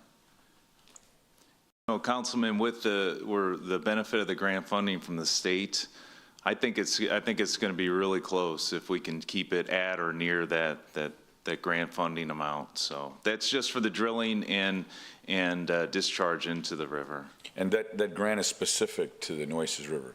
It is. It is specific for that Nueces River groundwater well project. Yes, sir. And then, that was an intriguing recommendation from Councilman Hernandez. Have we determined operation costs for? I mean, could we determine OpEx for if we only had one facility And then I guess the 2 facilities, have we been able to determine that? Or do we know what the operations cost would be for Evangeline if we pursued that, or the Nueces River wells? Right, so based on our assessment, I do have the table here. So for 12 million gallons a day of water from the Evangeline, we're estimating about $5.2 million a year for OpEx costs. And for 12 million gallons a day from the Nueces River water wells, we'd be looking at about $7.5 million. So that represents the fact that there's some additional power and treatment associated with the Nueces River wells. And then what about the 28 for Nueces River wells if we went ahead and constructed the RO facility? Yes, sir. So that would be the 5.2 million in addition? So if we were to construct the full RO facility and a pipeline for the full 28 million gallons a day, we were estimating about $350 million of CapEx costs associated with that. Okay, that's right. No, but not but OpEx. So for OpEx, we're looking at in the ballpark of about $15 million a year for OpEx costs. And have we determined that for the Evangeline for the, I guess, was yes, it 24? About $11 million a year for Evangeline. And so if we just went ahead and built the one facility, the $350 million facility that you speak of, would it be adequate to be able to cover the volume of both facilities, both? You know, I think one of the things that would be really strategic is that if you built the facility, you could actually turn on and off different groundwater wells, however you want to pull water from. So it almost would be kind of like a hub. You could have all that water, because it's all coming to Owen Stevens. That's what we believe is the right approach. So you would have water coming from Evangeline. If you wanted to pull that down, you run it through some treatment in a 28 million gallon a day RO facility at Owen Stevens. So if you've got, you know, most of your water for whatever reason for that day coming from Evangeline, well, then you're not going to be able to treat all the water from the Nueces River wells, so you'd have to rest those. So there's a lot of things that go in, but Yeah, it so gives there us would some be real more good. capital cost as a result of trying to facilitate one facility, an RO plant, and then all of it going to Owen Stevens. Right. I mean, I think at the end of the day, the key is you don't want to build 2 facilities. You'd like to Yeah, build one. I would agree with that. But I still think, is Owen Stevens going to be able to handle another potentially, 28 and 24?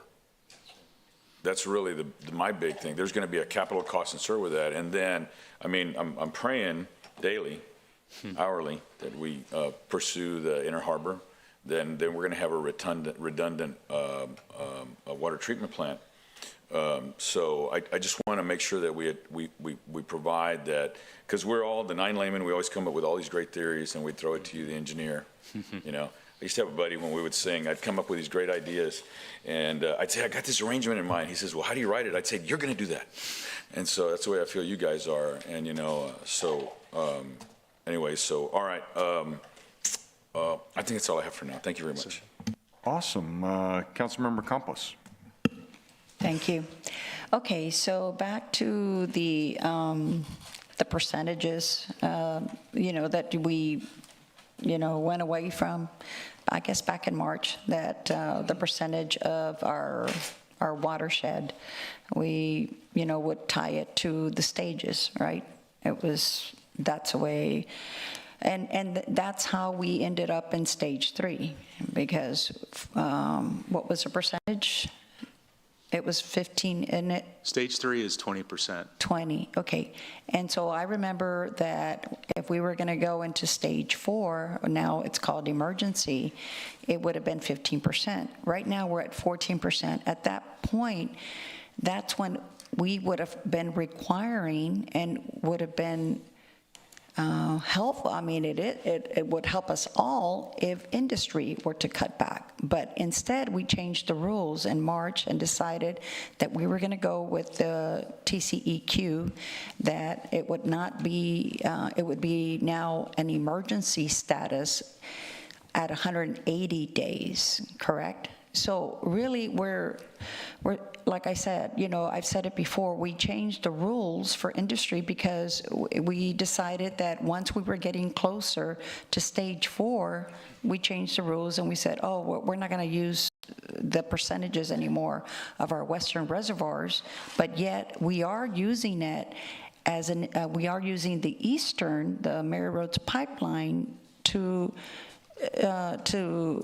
still have water, in the pumps, in the pipes.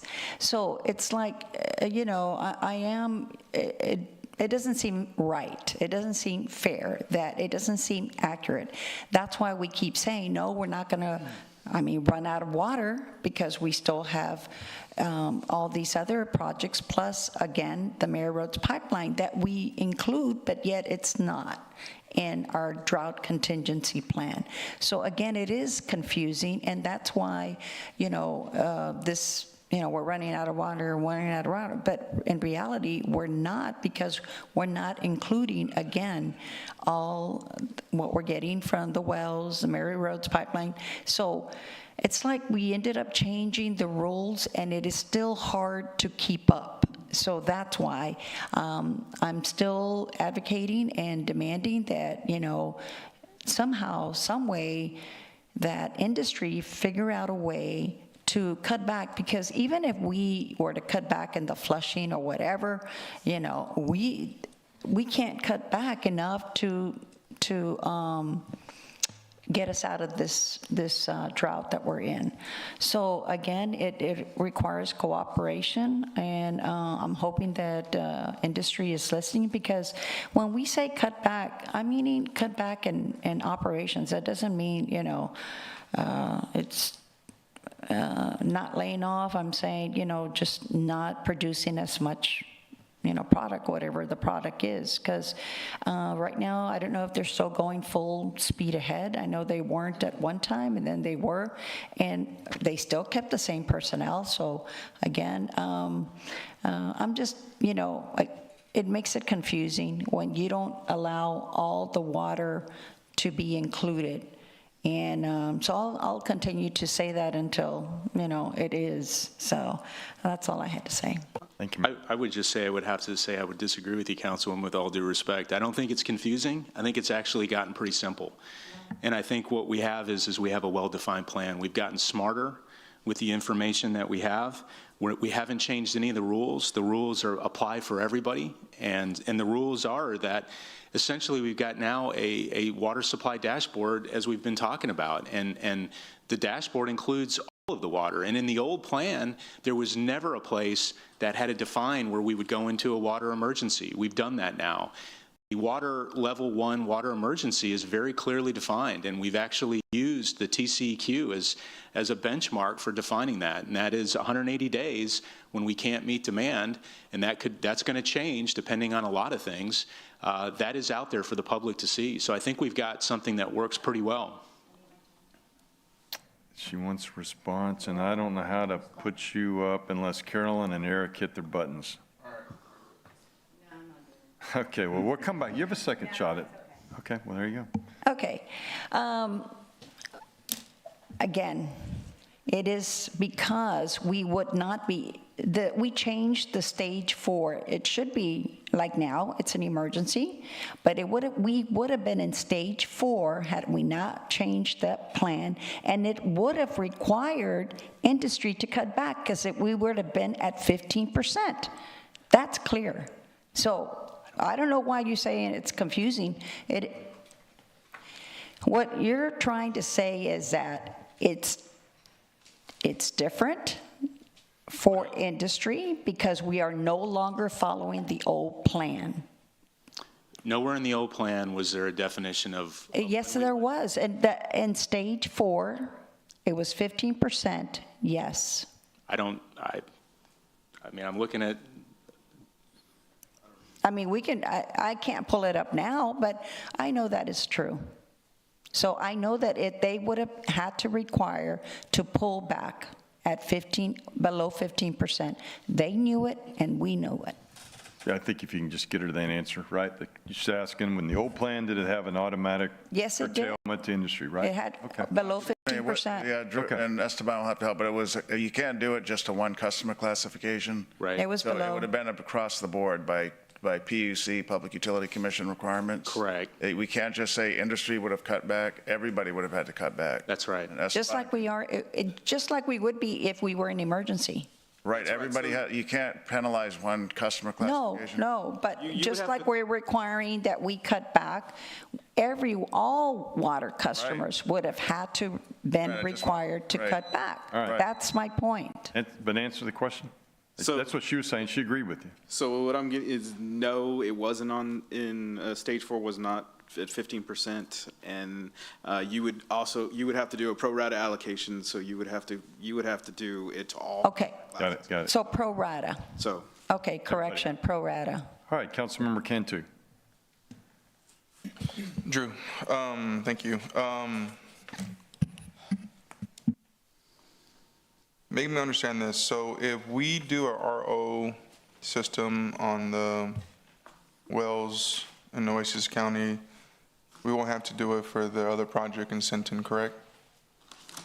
Is that? I wouldn't take anything off the table. I mean, I would say that, you know, as everybody's spoken very clearly, we want to do all the water projects we possibly can. No, I'm talking about the estimate capital cost will go down, right? Yes, you would have some benefit, right? Because to the point that I think Councilman Hernandez was making is that if you built an RO facility and you built it sufficiently in size, you could use it to not just benefit the Nueces River, but you could also use it for the Evangeline. So that will save us, how much do you think it will save us? I'd be fibbing if I tried to answer that question. Okay, that was the only question I had on it. Is this your last meeting? We're going to be here next Tuesday? No, I'll be here next week. Okay, good. So I could tell you my goodbyes. Okay. We'll cry together. Okay, awesome. Thank you. You got it. Awesome, thank you, Carolyn. Councilmember Vaughn. Mine's real quick. When was that drought contingency plan last updated? Was it 2009, somewhere? The drought contingency plan was recently updated, in March of 2025, and then prior to that, it was 2019. All right, 2025. Okay, tell me, just so I understand, on whenever you go into the drought on the contingency plan, what do y'all add up to get to the stages? Is it Choke Canyon, Lake Corpus Christi, to tell us that we're in the drought? Okay, so I may have to call a friend here in case I get stuck, but what I was trying to say earlier is that the agreed order is very specific on some things and very left to our own devices on how we control our own fate. Where it's very specific is it says at certain thresholds or certain levels of combined reservoir storage. So when you add Choke Canyon and Lake Corpus Christi together, and you hit 50% and you hit 40%, you have certain things, and 30%, you have certain things that it requires you to do. And it's basically what it's saying is that as you start getting more and more stress on the western supplies, there's less water that you have to release into the Nueces Delta. Okay. And as a result of that, the agreed order basically says, and I'm kind of paraphrasing, if less water goes in the Delta, then the community is going to have to do some things that are not going to be very fun, which is conserve. Once you get below 30%, there are no releases required. We haven't released a drop of water into the Nueces Delta. So all of that below 30% is really up to us to define how we want to conserve water. And so that's what we accomplished as a result of the drought contingency plan that we approved this spring. And so that is something that I feel like we've done a great job on, just collectively, the council and our staff. We've looked at all of the other supplies, the eastern and the western, and combined that so that we have something that I think is fair and reasonable because it looks at everything. Okay, I just want to clarify it because people ask that. How'd y'all get to that? How'd you figure that up? So I think it's important that the citizens see that because it has to do with percentages of the combined. So it's 50, 40, 30, so that's how you got to it. Right. It's not just Choke Canyon, Lake Corpus Christi. Right. It defines those two. Nowhere in the agreed order does it say anything about Lake Texana and the Colorado. But y'all figure it out on your own. Y'all kind of make the decision on how it's done. Well, right? once you go below 30%, that is what staff has worked together to propose to the council, and the council ultimately approved that new drought contingency plan. Okay. And I see that. I'm sitting there thinking how low the lake is, and I'm thinking, did we add Mary Roads? Did we add Formosa, all the supplies that we can get? So we really don't. Maybe try it one more other way. Okay. I kind of want to say yes, we do, because we're not in an emergency right now. We haven't Okay. called level 1 water emergency. So Thank yes, God. it is accounting for the Mary Road supplies. Okay. When you look at the agreed order, you have to understand, the agreed order is just talking about environmental I know.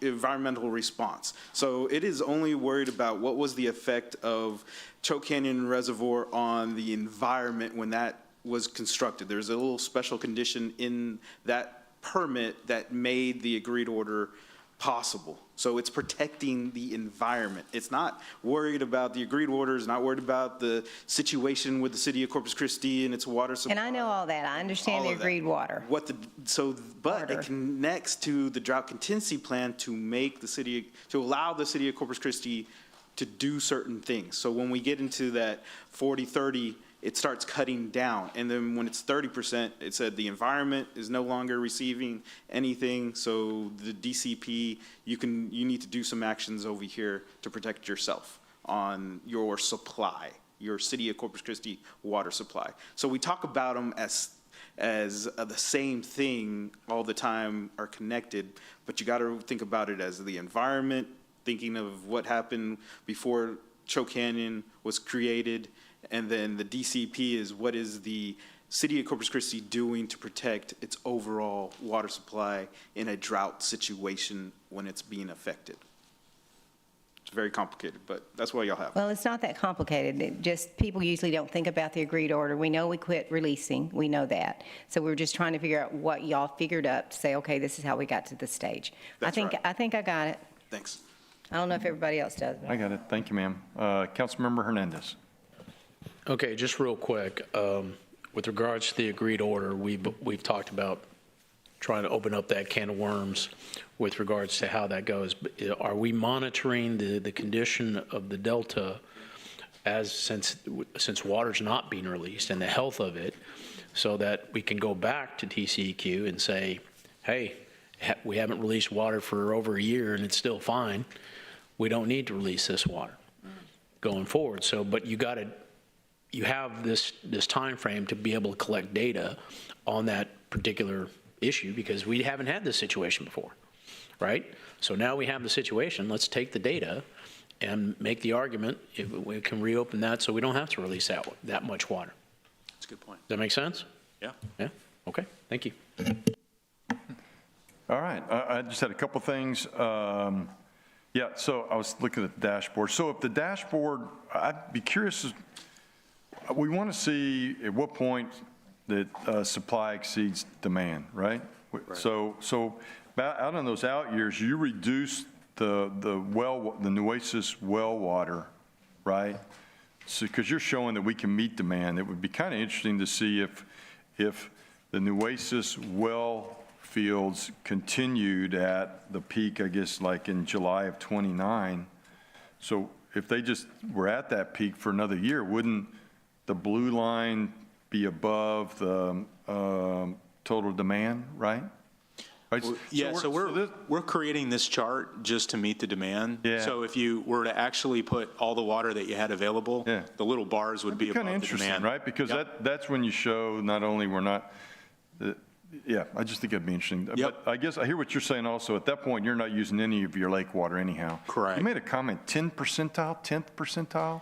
What's that mean? We kind of figured that question was going to get asked today, so we asked the folks that are behind the scenes, and so just to kind of put things into perspective, it's like a 10 percentile number, which is pretty darn low. Like the total supply into the lakes, is it the 10th percentile? So yeah, 90% would be a much higher than normal. 50% is average, and 10 percentile is pretty darn low. Okay, that's good. It's very conservative.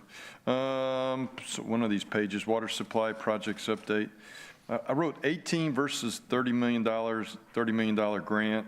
I guess what I think I heard was we can do the eastern and western Nueces well fields within the $30 million grant that the state of Texas made. And is that pretty much, is that close? That's a great statement, so don't correct me. Oh, go ahead. It is a great statement. That's why we're so excited about the grant. Just a side note, we're still drilling, we're still in development, so the costs aren't final. Project's moving very quick, which is why we update the costs every week in the weekly memo. Got it. Okay. So if we did it, my last question, Drew.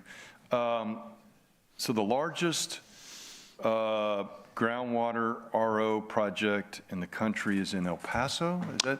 As I understand, 24? there's two biggies. There's one in San Antonio that's like 25, 26, and then there's one in El Paso that's 28. And they both deep well inject the. Believe so. Okay, so 25, 26.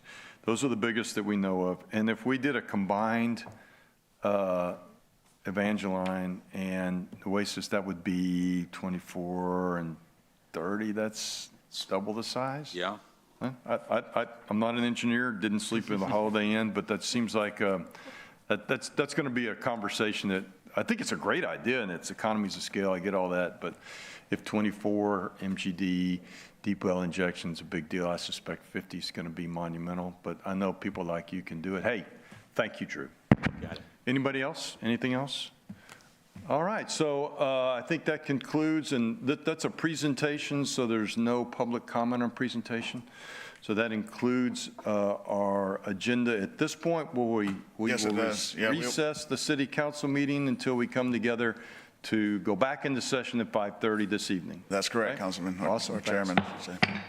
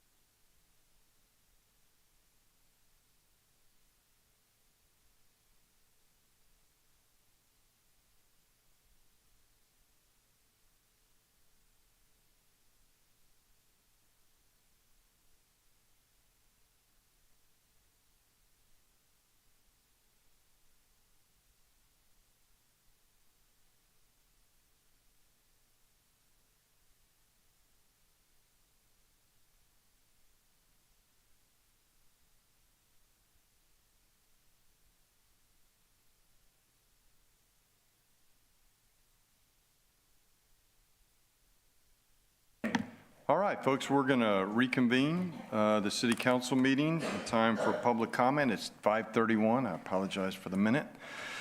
I'm going to read you the public comment memo. It says, we handle significant matters concerning taxpayer dollars, making it imperative that we uphold the highest standards of decorum and adherence to our policies. Our core policies of openness, transparency, inclusiveness guide our actions, and we aim to achieve them while respecting our city council policy, which has been in place for 30 years. Public comment serves as one avenue for communication, but it's not the sole method. You may also reach out to members on this council by phone, email, or by scheduling in-person appointments. With that said, let's proceed with public comment. Hey, Miles. Keeping in mind the importance of decorum and adherence to this policy. Before we begin, we want to take a moment to address an important issue. The City Council Chamber is a place of public business, a forum for civic discussion, decision-making, and service to the people of Corpus Christi. It's not a place for personal attacks, disruptions, or vulgarity, and we don't tolerate violations of decorum. There have been repeated instances of individuals using profanity, shouting over others, and showing blatant disregard for the rules.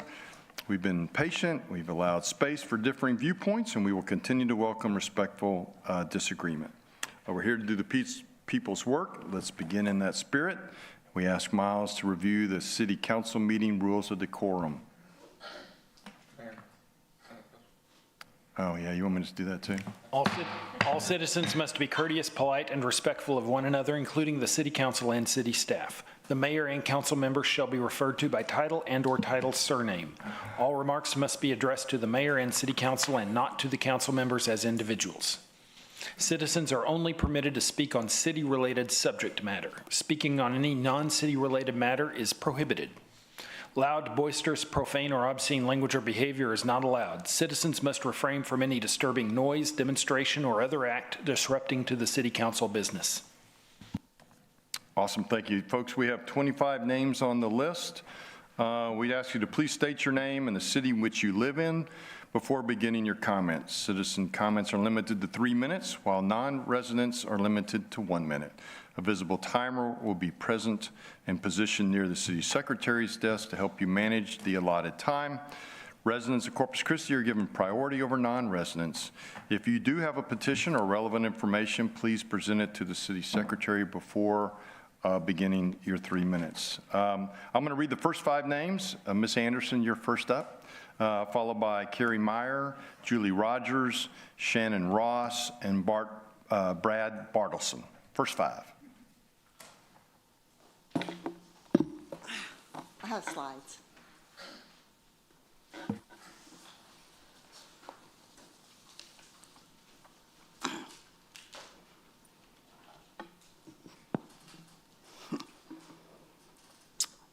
All right, Gail Anderson, I live in Corpus Christi, the body of Christ. Thank you for this opportunity to speak to the leaders of our beautiful city. What an awesome privilege. We may have different approaches and thoughts on how to solve the water problem, but I think the most obvious solution is right in front of us. Thank you, Pastor Henry Williams, for suggesting we take it to God. I can't help but think of the scripture that says we have not because we ask not. If we humble our hearts and seek his face, he is faithful and will answer us. I know that to be true. Remember the story of the prodigal son? All we have to do is step out in faith, and the Father will gather up his robe and run to his beloved children. One small act of repentance on our part, and the Father throws a party and gives his children the signet ring. I know many individual churches are praying for rain, but the Bible says we should be unified as a body. As Pastor Williams said, we need to grasp the vision of our city as the unified body of Christ. It would be a total game changer if the whole city came together. What we need is our awesome city leaders, you, to lead us in a day of prayer and fasting. Invite the churches to come into City Hall, Set aside 24 hours and seek the Lord. Surely he will be merciful on the city that is his namesake, the body of Christ. September would be a great month because Corpus Christi was incorporated in September, and prayer groups have historically led our city in a day of repentance in this very month. Rosh Hashanah is also in September, which Almighty God told his children to set aside. One of God's greatest gifts is grace. In Matthew 5:45, God says he sends his rain on the righteous and the unrighteous. And if he's willing to bless the unrighteous, how much more will he bless those who choose to humble themselves and seek his face? This one day could truly be a game changer for Corpus Christi. It could unify us as a body. It could be the day the Lord shines his face upon his namesake. It could be the last day of our drought. As a unified body, I humbly ask that you call for a day of prayer and fasting in September. Thank you. Thank you. Next up, Carrie Meyer.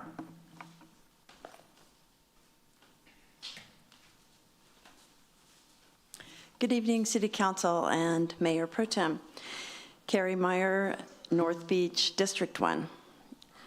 I listened to the discussion earlier, and there were a lot of details. You really got into the weeds with a lot of numbers. That's great. But zooming out for more of a simple overview of where we are why we're here, I think that it's a place we've really never been before as a city. And we're looking to spend possibly billions of dollars on alternative water, depending on how we go. But you also got to say, how did we get here? And I was here for that. And that was when the city council, many city councils ago, decided to sell water to Exxon Sabic that we didn't have, and promised that water. And then it happened again and again with different industries. And now it's caught up to us. And now we're in a bad situation where there's almost a panic, like, oh, we're gonna run out. And they should have thought of that, but before they said, yeah, come to town, we'll sell you water, keep coming, we need as much as possible, because it has to be sustainable. So we're in a drought, which we've been before in droughts, and our lakes are down. However, Lake Texarkana and those lakes over in East Texas seem like they're really full, and from what I can tell, and the Mary Rhodes pipeline that goes over there should be then, just logically, the water source that we kind of go to. We really need to improve it, and we should have been improving it. We should have been maybe doubling it, or at least maintaining it better than we have. And that's not your fault. Those are the past leaders. And now but instead of doing that, they looked at the Inner Harbor, and now the price has skyrocketed, and really it just never was, to me, a good idea. And I don't think that we should go any further with it. And I want to thank Carolyn Vaughn, Gil Hernandez, Sylvia Campos, Kaylin Paxton, and Eric Cantu for being brave and saying, I think maybe we need to reconsider this. I hope that you continue in that vein until September 2nd. Last time I talked about when you're in a hole, stop digging. And I think it was Councilman Roy who asked, well, what are we supposed to do, get buried? No, you're supposed to get out of the hole and go somewhere else and look another place. The Inner Harbor is the hole. It's the money pit. It's extremely unknown. It's experimental. The science is paid for by an entity that wants it to happen, meaning the city. And we don't know, nobody's done the economic impact studies of what would happen if it affected the bay. What would happen to our tourism? Thank you. Thank you, ma'am. Point of clarification. Mr. Roy? Ma'am, I just want you to know that wasn't me that made that statement. Thank you. All right, we move on. All right, next up, Julie Rogers, sorry. Julie Rogers. It's Julie Rogers in the house. Julie Rogers. Shannon Ross. Shannon Ross here? Shannon Ross? All right, let me just make a note for myself. How about Mr. Bartleson? You're next. And that, after Mr. Bartleson is Mark Munster, then Jason Hale, and then Fatima Guetta Ratchety. Hope I got that close, my apologies. Followed by Rachel Caballero. So Mr. Bartleson.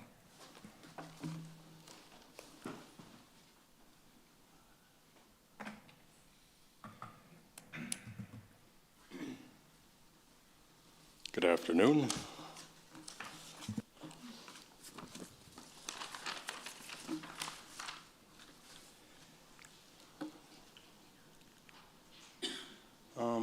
Could we get to slide 1, which is there?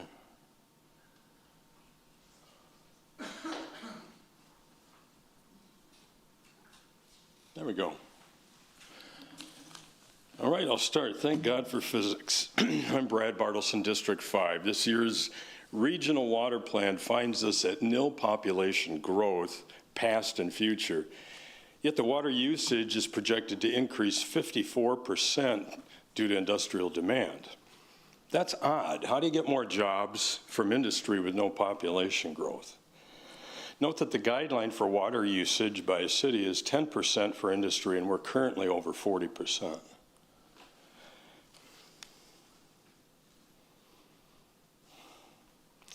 We're not sequencing the slides. Can you stop my time? Should be slide 2. We're missing slide 2. It was up there before.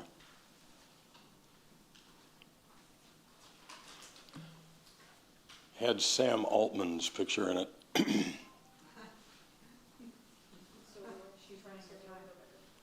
It got eliminated. All right, I'll talk. We have it in front of us. There it is. Good news is. There it is. Okay, we can start again, please. Sam Altman, CEO of OpenEye, foresees the first one-person, $1 billion company, a unicorn. AI and data centers are a clear example of what we need to protect our resources from. Huge resource draws for the benefit of a very few.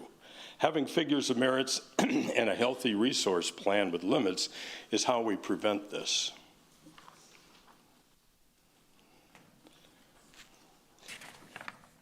This is not sequencing correctly again. Just for the record, we do have it in front of us, though, so that's important. Okay. It's hard to talk to when it's out of sequence there.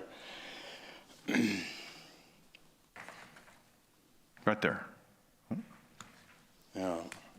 Okay, in that plan, chosen water resources would meet an energy figure of merit, that the water be locally used, of low environmental risk, meet CapEx and OpEx limits, not degrade our community, last a long time.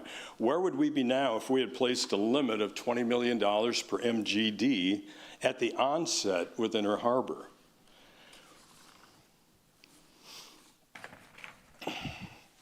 So I'll go to our last slide here. So, what resources will provide us a good future? Physics is the tell. Surface water, our longstanding resource, requires the least pressure, imparting the lowest energy and cost. We are blessed and we have more of this to capture and store. It is water for people. Groundwater is also a natural resource with some ready to use and some slightly saline, requiring a small amount of salt to remove to make potable water. Accordingly, it requires a bit more energy and costs a bit more. Seawater desalination requires the highest pressure, high energy consumption, yields water at the highest cost. This is where you go when the other two options aren't available. Let industry and unicorns fund seawater RO. The energy cost relationships of these three resources is documented. Keep going. Go ahead. We're going to give them 2 more minutes because we had some technical difficulties. But by the way, your order slides are different than what you gave us. Okay. Keep going. Just so you know, we were keeping up with the way the slides were earlier. Geez, that's a new numbering thing from PowerPoint then. So seawater RO, on the energy basis you see here, is what drives everything all the way through. And I say to let the industry and the unicorns fund that high pressure and use the lower cost, lower pressure, inherently more friendly to us options to use. So we need a better strategy we can use these figures of merit as guidelines before we get this far into things. We need a better strategy to preserve the quality of life here in Corpus Christi. Thank you. Thank you, sir, and I apologize if we had for the inconvenience. Next up, Mark Munster. Mark, you're next, followed by Jason Hale, and then Fatima Geta-Ratchety. Hi, Council, City staff. I think I had a slide. Oh, man. Okay, well, that didn't come the format I wanted, but it's okay. It was really just a visual guide for what I was going to talk about. And I'm just going to harp on the IDAs and the potential of that revenue, and because in context with the desalination plant and the rate impact to residents. So the slide shows like it was just ideas of what 50 million could do impact to the city. And that 50 million is talking about the IDA revenue that the city was talking about that they'd be getting in around 2031 from 3 companies, and using that revenue to offset the rate impact to residents from the projects. So what 50 million, this 50 million isn't just in the future, this is what we've been missing out on because of allowing them to have these deferrals. And like you could provide so many, 60,000 or more jobs in healthcare, in public transit, in libraries, getting public input for residents. And the big picture is that like, if we're worried about job loss and economic growth, there's other avenues to get there, and it's not just what's been talked about here.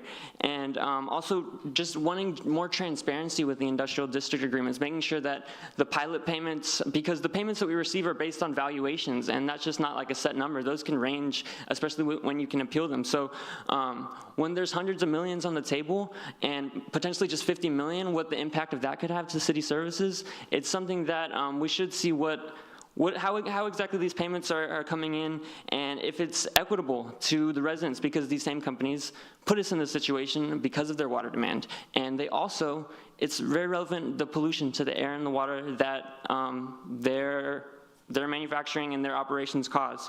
So that has to do with the public safety of the IDAs. What do these incentives bring into our community and city, and what's the impact, and factoring that into if they're a good deal for us or not. So yeah, there's alternatives that could materially impact and benefit people's life and impact the budget and provide us way more revenue in the budget to offer services. And I just feel like overall the average resident in Corpus, the percentage of people that actually know what's exactly going on or even have any kind of understanding about the budget at all, I would think that's a really low percentage of our population of people that actually understand what we could do, what the options are, and just like we could be a change for the better. Like there's all types of stuff going on here beyond just our city, national and in the world, and we could be a change for the better because there's options. We're asking you to look at other alternatives, and thank you for all the time and attention that I've come up here, and next week just consider all the residents that have given input and those that can't be in here or don't know what's going on that would be financially impacted by the rate increases. So thank you all. Thank you, sir. Next up, Mr. Hale.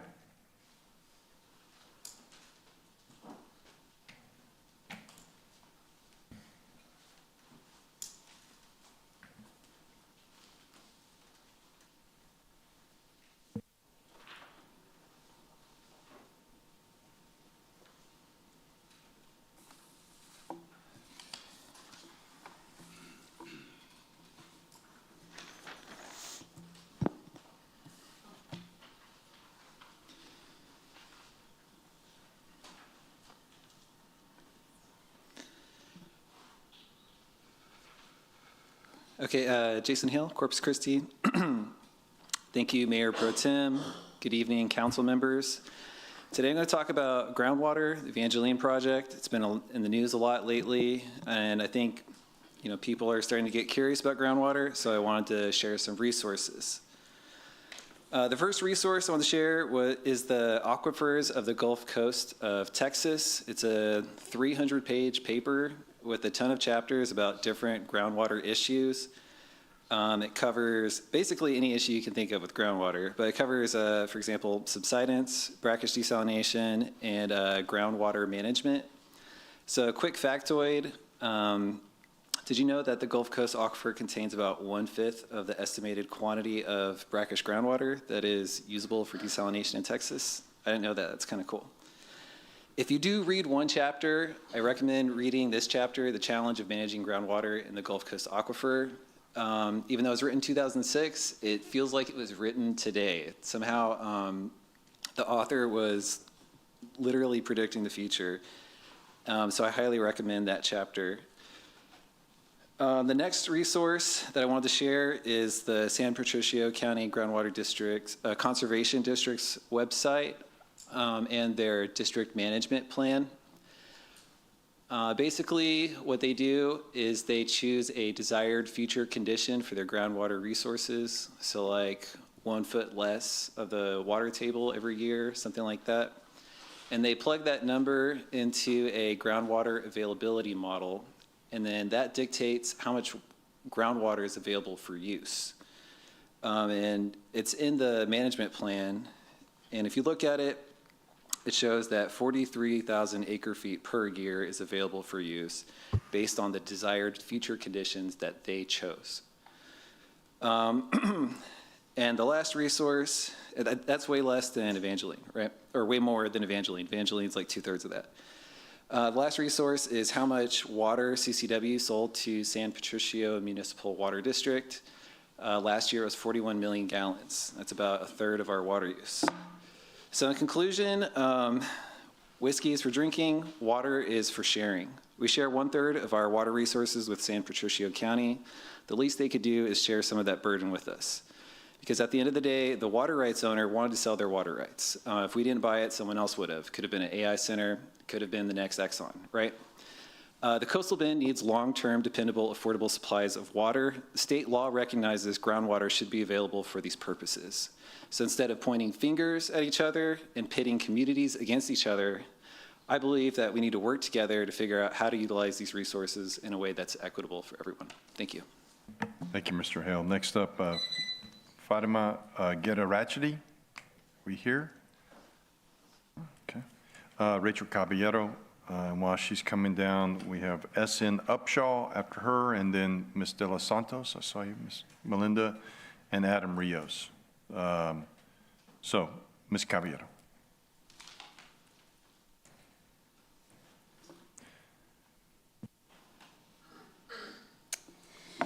All righty, Rachel Caballero, D1. Good afternoon, or good evening. I think it's extremely important for the community to be aware of this situation. I hope not to get interrupted. Yes, I did. That was a question. And why? Why would you do that if it's not supported by your analysis? Because at the time when they were saying that it would help out downtown, then, you know, I'm fine with that. I can understand that. Okay, so in other words, would it be fair to say that falls again then over on the politics side? Yes. Okay. So the politics of it were for you to get behind it? Yes. Yes. Yes, it was. Ask individual questions. So what you're telling me then is that the mayor had definitely been made aware that the altered federal document used at the time of the first reading to support the request for $2 million, that even though it had been a federally altered document, she was still, had indicated she's still okay with moving forward and approving it. Correct. And same thing for Mike Pusley. Correct. And if I heard you right earlier, it sounds like same thing for Roland Barrera because of what you explained earlier. Correct. Okay. I don't know, from memory, I'm going to tell you who I believe I told. I may have told others, but I'm not for sure. But I know I told the mayor. I know I told Councilman Roy, Councilman Pusley, and maybe Councilman Suckley. But for sure, Pusley and the mayor in one phone call. It was right after I had met with the architect.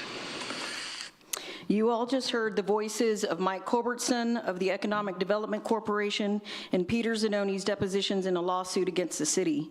What I learned from hearing these testimonies is even knowing that federal documents had been altered, tampered with, and or forged, individuals were politically pressured to endorse a project that did not fall within legal parameters, and the city manager and city staff still allowed the project to be presented as viable, and the concerns were not shared with other council members. In comparison to the $1.2 billion experimental desalination project, this was only a $2 million tax incentive. Imagine the chaos the $1.2 billion Inner Harbor project will bring. The architect firm involved in this lawsuit is also involved in the Inner Harbor desal project. If they are willing to lie and forge federal documents for $2 million, we would be extremely naive and gullible to not understand that this illegal behavior will probably repeat itself throughout the $1.2 billion Inner Harbor desal project. Millions have been spent with little to no monitoring and nothing to show for it.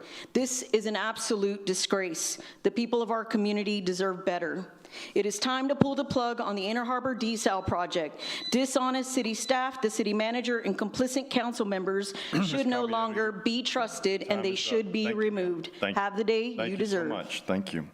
Next up is S.N. Upshaw. S.N. Upshaw. All right, S.N. Upshaw. Let me make a note. Melinda De Los Santos, come on down.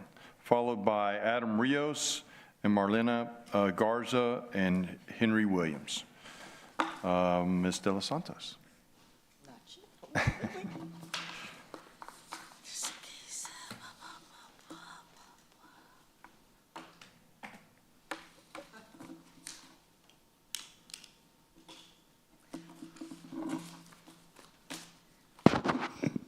You're fine. You're fine. I'm waiting. Okay, ready? And go.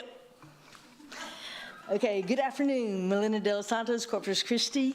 Residents are not being heard, expert opinions are being ignored, and our water is being tapped out by big industry. In an article June 8, 2024, Fighting for 40 Years, the tiny Texas community facing down big industry, a resident described the Bay as a place where the community could bike, birdwatch, and have some quality of life. Now that's all under threat. Those in power don't care about the people. They don't care about our natural resources.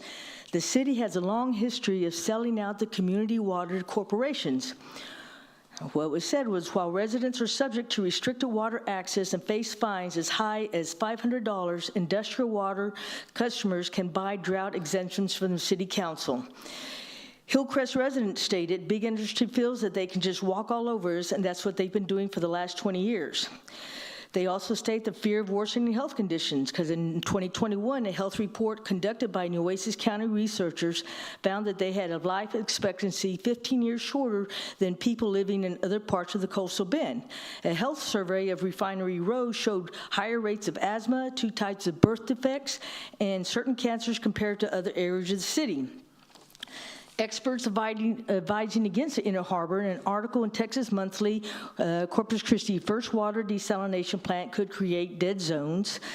December 2024, it says that desal plants in California and Saudi Arabia avoid dumping their discharge into coastal bays and instead send it to deeper bodies of water. Though CC maintains that the Inner Harbor project will have negligible impact to CC Bay and aquatic life, yet the discharge sits right where experts have warned could create suffocating dead zones for marine life. Other researchers caution that the modeling used by the city to predict the outfalls reach is giving state regulators an incomplete view of the plant's impact. The discharge prime could cause hypoxia, a lack of oxygen. Christian Nielsen, an aquatic toxicologist and assistant professor at the University of Texas Marine Science Institute, says it causes fish and pretty much everything else to die. She and others warned that the evaluations used by the city and provided to TCEQ undertake the environmental risks. Big industry tapping out our water supply. According to the fiscal year 2023, the largest retail water customers by billed usage were Valero, 9 million plus MGD, Flint Hills, 6 million plus MGD, Lyondale, 5 million plus MGD, and Citco, 4 million plus MGD. The full-time year-round civilian employed population aged 16 and older for oil and gas and mining were 3.8%. That's about 7,779 employees. Valero was 730 employees, Flint Hills 1,000 plus employees, Lyondale 355 employees, and Citco 1,050 employees. you're almost there. Okay, yeah, I'm almost there. Well, we need to move on. It's got to keep 3 minutes. Oh, just, okay, so we need to listen to our citizens, not industry. Thank you. Thank you so much. Perfect. Our healthcare has a lot more and our retailers have a lot more. Next up, Adam Rios. Adam, come on down. Then you're followed by Marilena Garza, Henry Williams, and then Alina Martinez.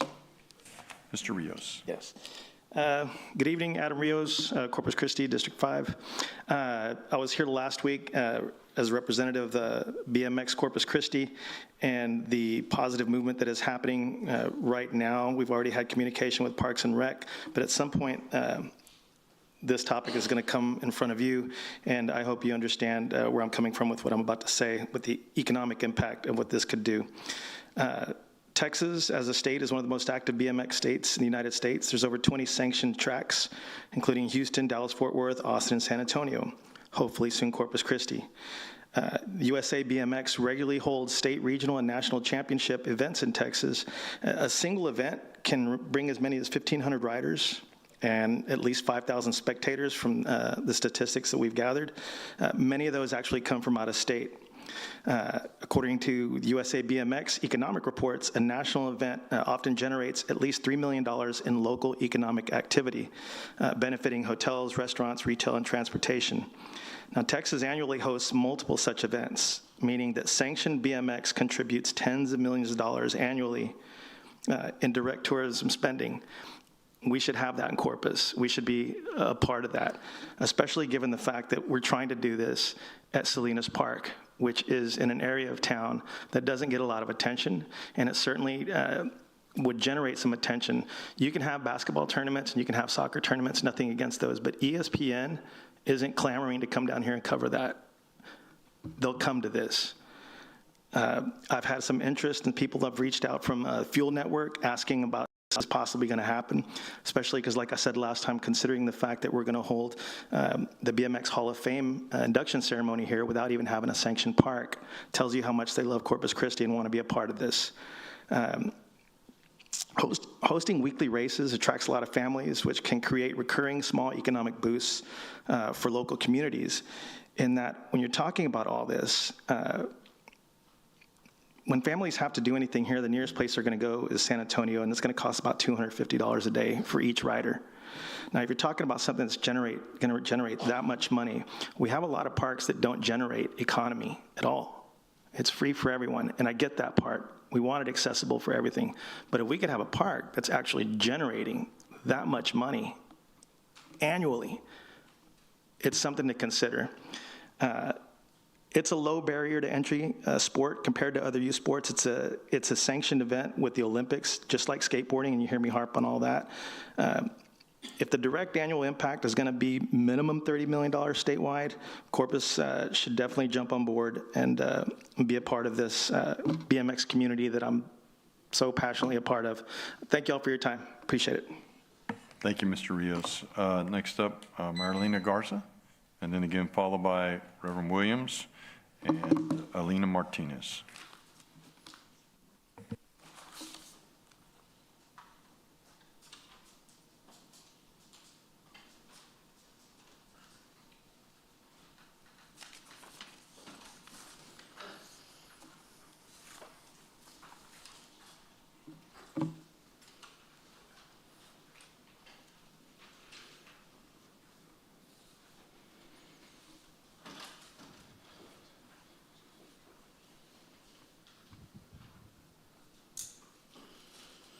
Marilena Garza, District 1. You know, I really feel for you guys. I looked at the agenda for next week, like that's what I've talked about, meeting lengths, 5 items today, 35 next week, and there are some serious items that I hope you guys are going to discuss about. And, you know, I kind of wonder, like, where are you at in a mental space when you're at 9 o'clock at night, you've had to go through public comment, and you're having to discuss some of these serious items, talking about increasing fees, talking about water. It's almost like they are setting you up for failure. And you know who else is setting you up for failure? Flower Bluff ISD with your Hart Library. So what you have in your hand is actually a petition that's been circulating since August 8th in response to the budget and concerned community members contacting library advocates like me regarding cuts to the library budget. On the 19th, during last public comment, we turned in the first batch of people who signed it, and it was at 304. On the 28th, it's risen to 461. So in just 20 days, almost 500 people are asking you to not defund our libraries, and the response is just to roll over to Flower Bluff ISD, it almost seems like. You know, Hart is a city library. That is a city library that is on a complex agreement that people are just not being transparent about.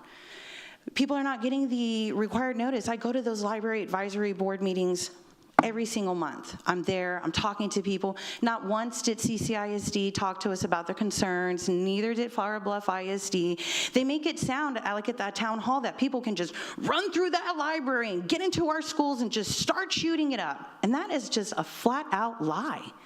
The doors are locked to the high school.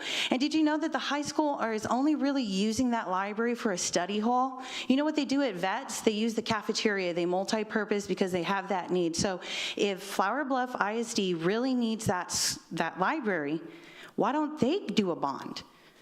The taxpayers are bonded out and TERS'd out. And we're gonna just stick the library funding for this new library in this new bond. You know, and at the same time, in the same breath, people are like, well, we're pouring all this money into La Retama. You're pouring money into La Retama because the voters said, do it in 2022 with the bonds. So don't pat yourself and say, we're giving money to the library. No, the taxpayer has been giving money to the library. So if Flower Bluff ISD really needs that library and we really need to keep our students safe, why don't they propose a bond? Why do we have to put that in our bond? Why is the taxpayer getting thrown out onto the street?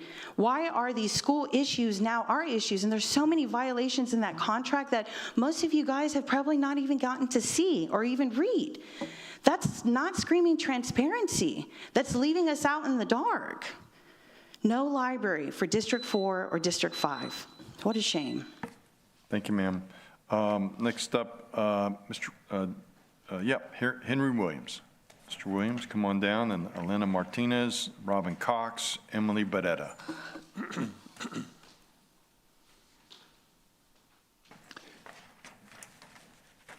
Good evening to you all, and God's blessings to you all.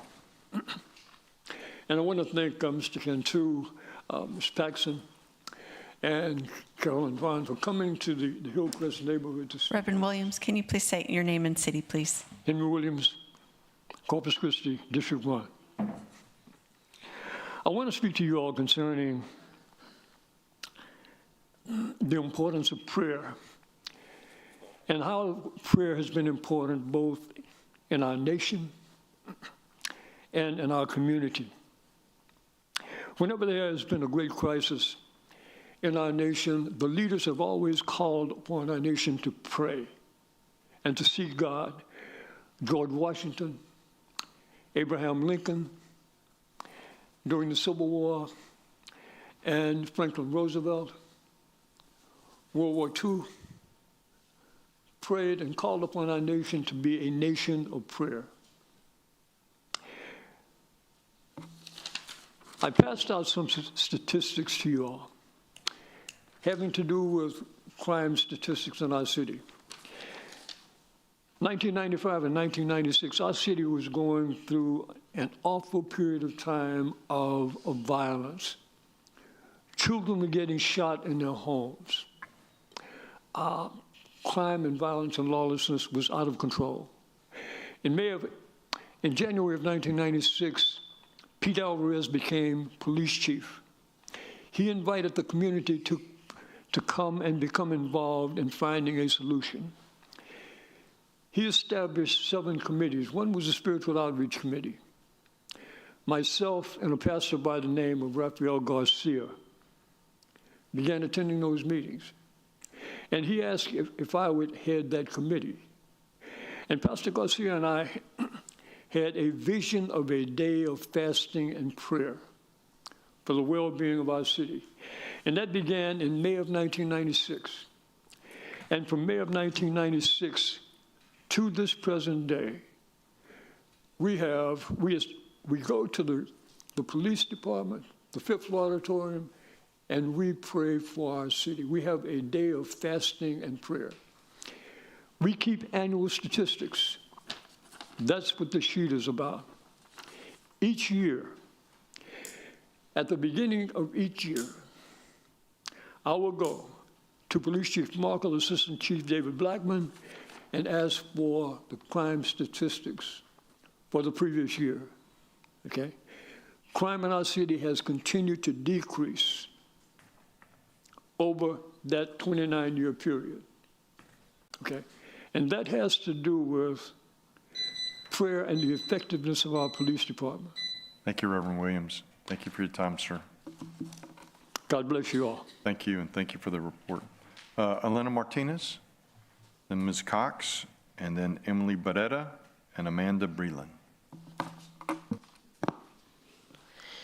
Elena Martinez, Corpus Christi, District 4.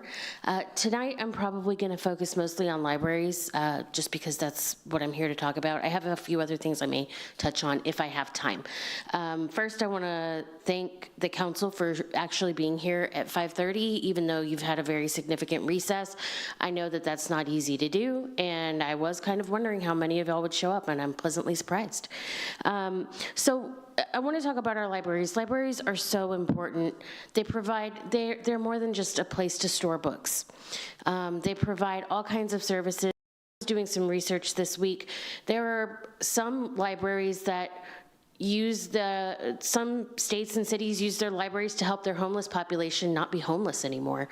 They help them receive services to get IDs, work on the resumes. They work on having a physical address, because that is actually something that's really important to getting a job. There are, I think somebody mentioned before that there are some libraries that lend out pots and pans to people who maybe are just getting started and just need something to cook with for a little while. And I love Janet F. Hart Library. It's been my library for years. I went to school in the Bluff for 12 years. I remember checking out books from that library when I was in high school, and now I check out books for my kids and myself as an adult. And there were a lot of suggestions made yesterday at the meeting that I was very appreciative of, one of which was a satellite location. The Baldwin-Betcher branch for the Harris County Public Library for years functioned out of basically a glorified gardening shed, and it actually worked. You could get books from the whole system brought to that library. So if we're looking at that, that might be a low-cost option to bridge that gap for services.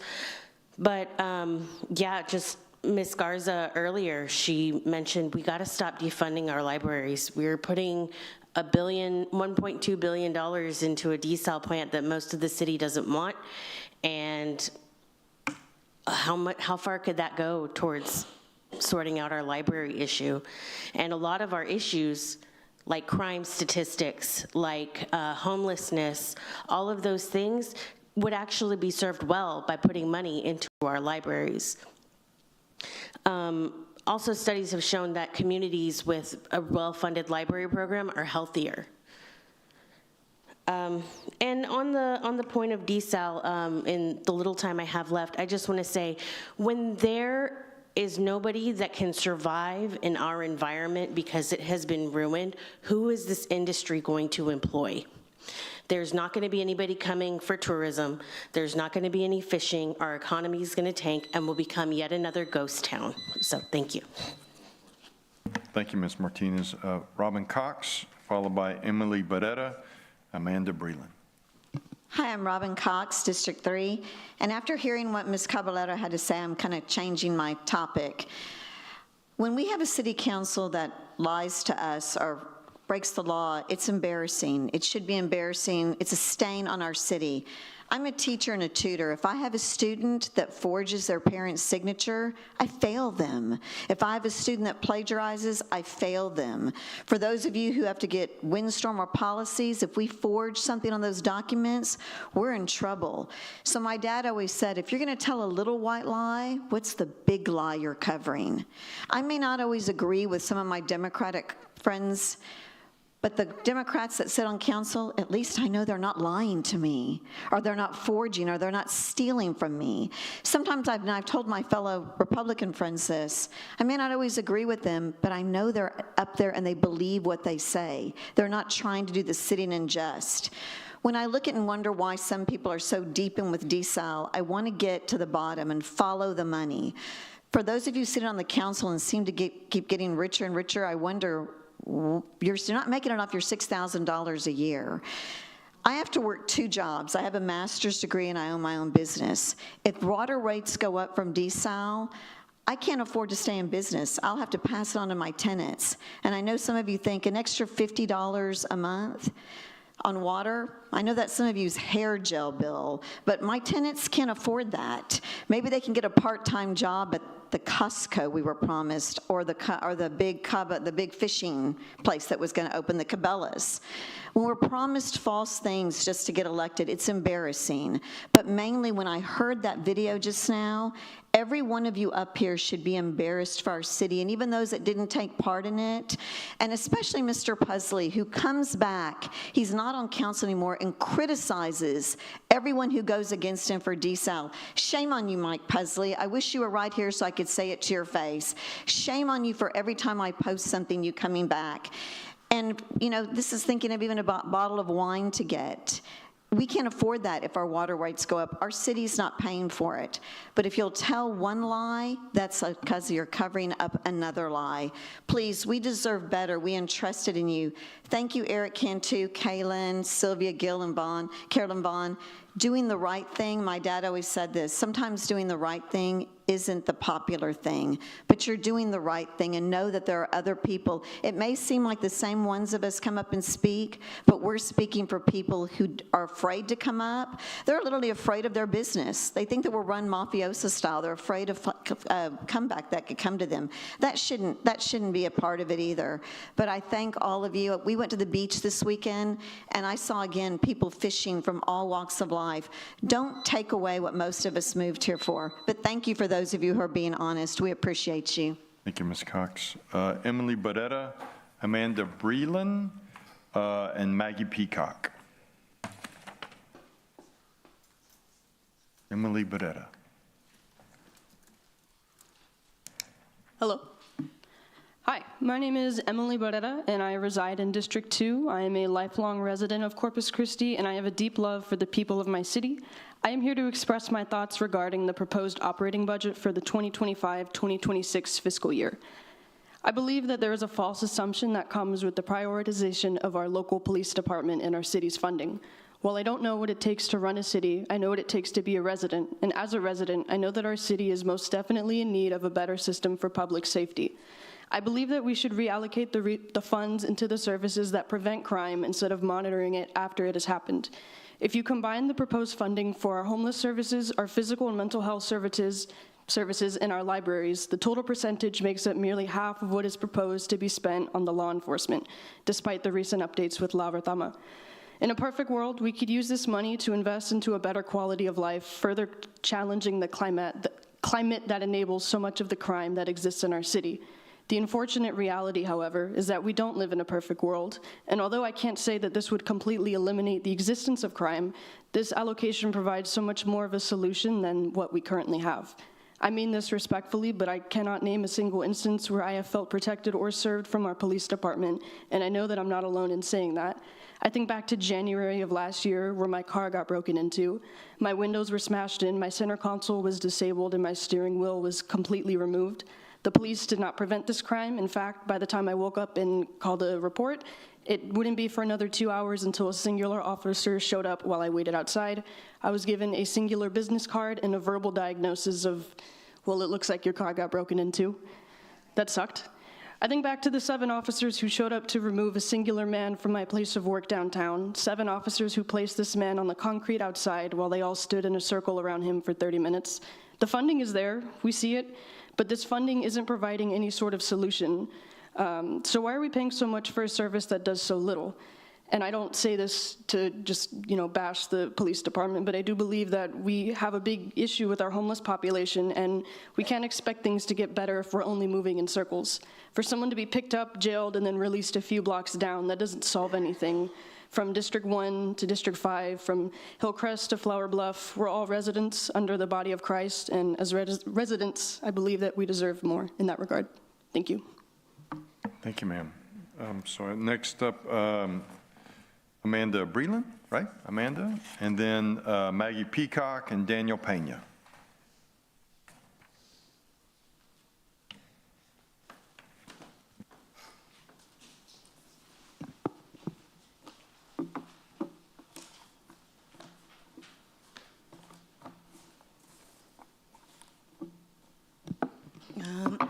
Okay. Amanda Breland, Corpus Christi. I didn't really have a lot of time to prepare something. So I'm just going to talk about the budget input session from yesterday. While I feel it's a better format than last year, I still don't think it's good enough. Y'all are voting on the budget next week, and then y'all are having these budget input sessions and saying y'all are gonna listen to the citizens, but whenever we go up there and present our issues or present alternates or present solutions, we're met with excuses. Like, it's never like, that's a good point. It's always, well, we're doing this, so we don't have to listen to you. One thing I've been harping on a lot lately is trees.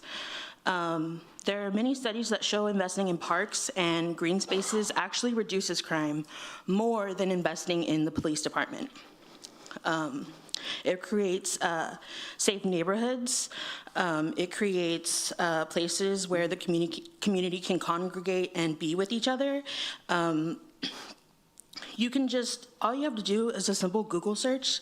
I found information on the EPA website stating how trees also help with the watershed. They help with water. They help with our water issues, especially natural native trees. I spoke to the Parks and Rec representatives yesterday and asked, for instance, why there weren't more trees in Gold Park. The excuse I was given is that nothing grows there but palm trees. Those palm trees that are there aren't even native. Those are California palm trees. They're not native to this area. They're not native to this city. So honestly, that was a weak excuse to me. And it may seem counterintuitive to plant more trees considering we're in stage 3 drought restrictions, but if the city's already using effluent water, they're not using our drinking water. They're not using water that people would use. So it's not taking away from anything. So to me, that's also a weak excuse.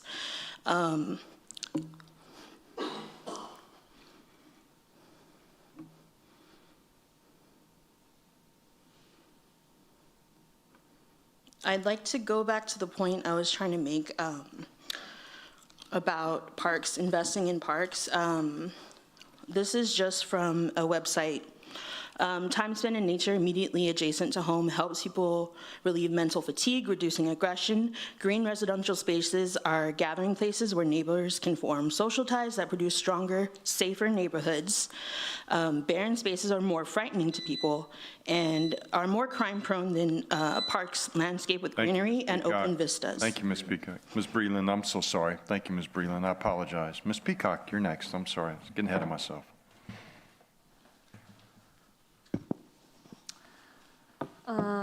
Yeah, Maggie Peacock, District 2. I also wanted to address something that I had mentioned at last night's District 1 budget input session, specifically around democracy and transparency, and also quality of life programs. At these budget input sessions, community members are coming up and expressing genuine concern about the material conditions that they are facing in their everyday lives. Instead of taking note in order to address these issues, city council members and city staff that are in attendance are basically defending themselves and patting themselves on the back.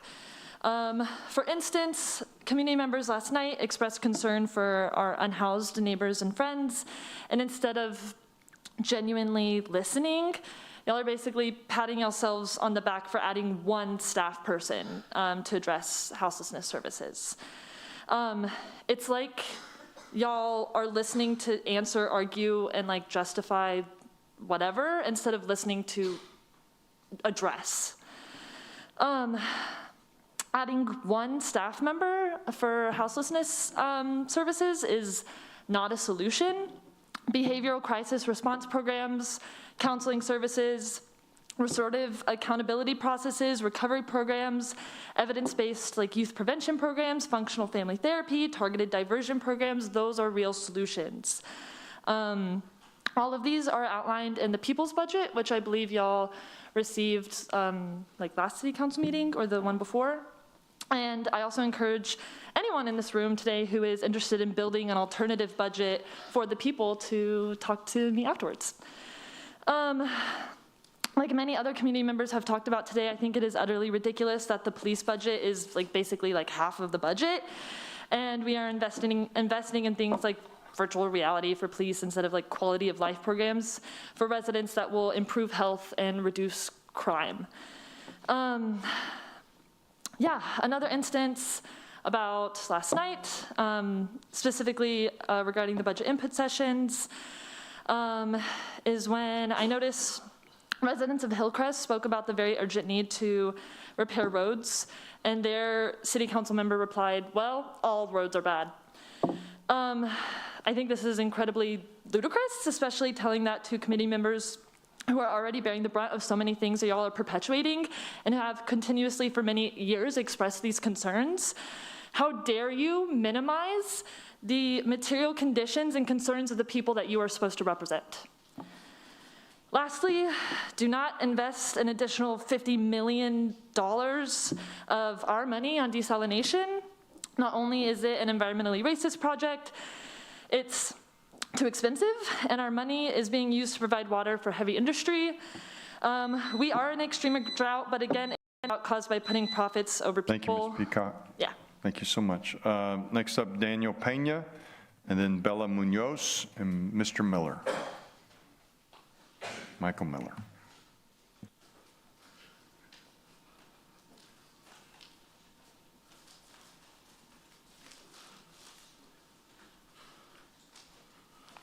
Sorry, I couldn't make a slideshow, otherwise I'd do that. I'm Daniel Pena, I'm from District 1. I'm a lifelong resident of Corpus Christi. The paper she's passing out to you is some emails that I've had with the fire marshal, with her actually deputy fire marshal, regarding the fire code, chapter 3, section 319 of the 2021 International Fire Code, which is our new fire code y'all voted into effect in August of 23, I believe it was. I've had the liberty of talking to a couple council members. I haven't had a chance to talk with others, but this affects myself and probably about 219 other food trucks. I have a few others behind us. This shows, the first page shows the city ordinance and what number it is. If you go to our page 2, it shows where the Railroad Commission is our state mandator for anything regarding propane. I've highlighted certain things on here where it includes the NFPA 58, section 11.7.1, and then it also shows the Texas Railroad Commission, they established the rules to apply to design, installation, operation of liquefied petroleum gas systems, which includes our kitchen trailers. When you designed that, he proposed new hoses, new systems, things that were already in place. I don't think that the fire marshal just do due diligence to further investigate some of the other rules that are already in place. We just keep making more and more rules and don't go back and look at what's already in place. There's rules that are in place for a reason, so that way people don't get hurt. You know, I represent quite a few food trucks, and I try to help them understand what we go through, mobile kitchen, mobile propane, the explosions. In the past 5 years, we haven't had any fires till recently. How many kitchen restaurants have had explosions or burned down fires in the past 3 years? Over 21. But we have stricter rules on us than they do the restaurants. The same people that we're required to have and mandate before we get any inspection, any permits, we have to have those in place before we get inspected. Why don't the restaurants have the same guidelines as we do? Because they're brick and mortars. Most of the rules that he quotes are for gas lines, gas installations. If you notice in gas and LP propane, LP is in front of the word gas, which separates its nation of what it represents. On the third page represents the Texas Natural Resource Code 113.054, and it comes out of the government code 311.005, and it states in here that if you're going to make any changes, any slight change, anything that you think feels better, you still have to commission the director of the Railroad Commission. You have to represent yourself. You have to turn in. Excuse me. Thank you for your time. Thank you. Council Member Eric, did you want to go? Peter, can you get somebody to talk to him about this? We can, Councilman. We'll get the fire marshal. Okay. Yeah, for sure. Thank you. Thank you, sir. Gil, did you want to say something? Councilmember Hernandez. Yeah, Peter, I remember when we adopted the code, the international, no, this was a while back. I don't recall the gas connector portion of that. Obviously, it was a huge, component to it. Yeah, I'm sorry. I want to say, if you could provide us the actual. There you go. Yeah. Could you provide us the actual verbiage of that particular section of code? That way we can read it and see if it matches up with. Okay, Thank you. do that. Thank you. Awesome. And thank you, Mr. Pena. Bella Munoz. Bella Munoz, followed by Michael Miller, and then WebEx, Christina English.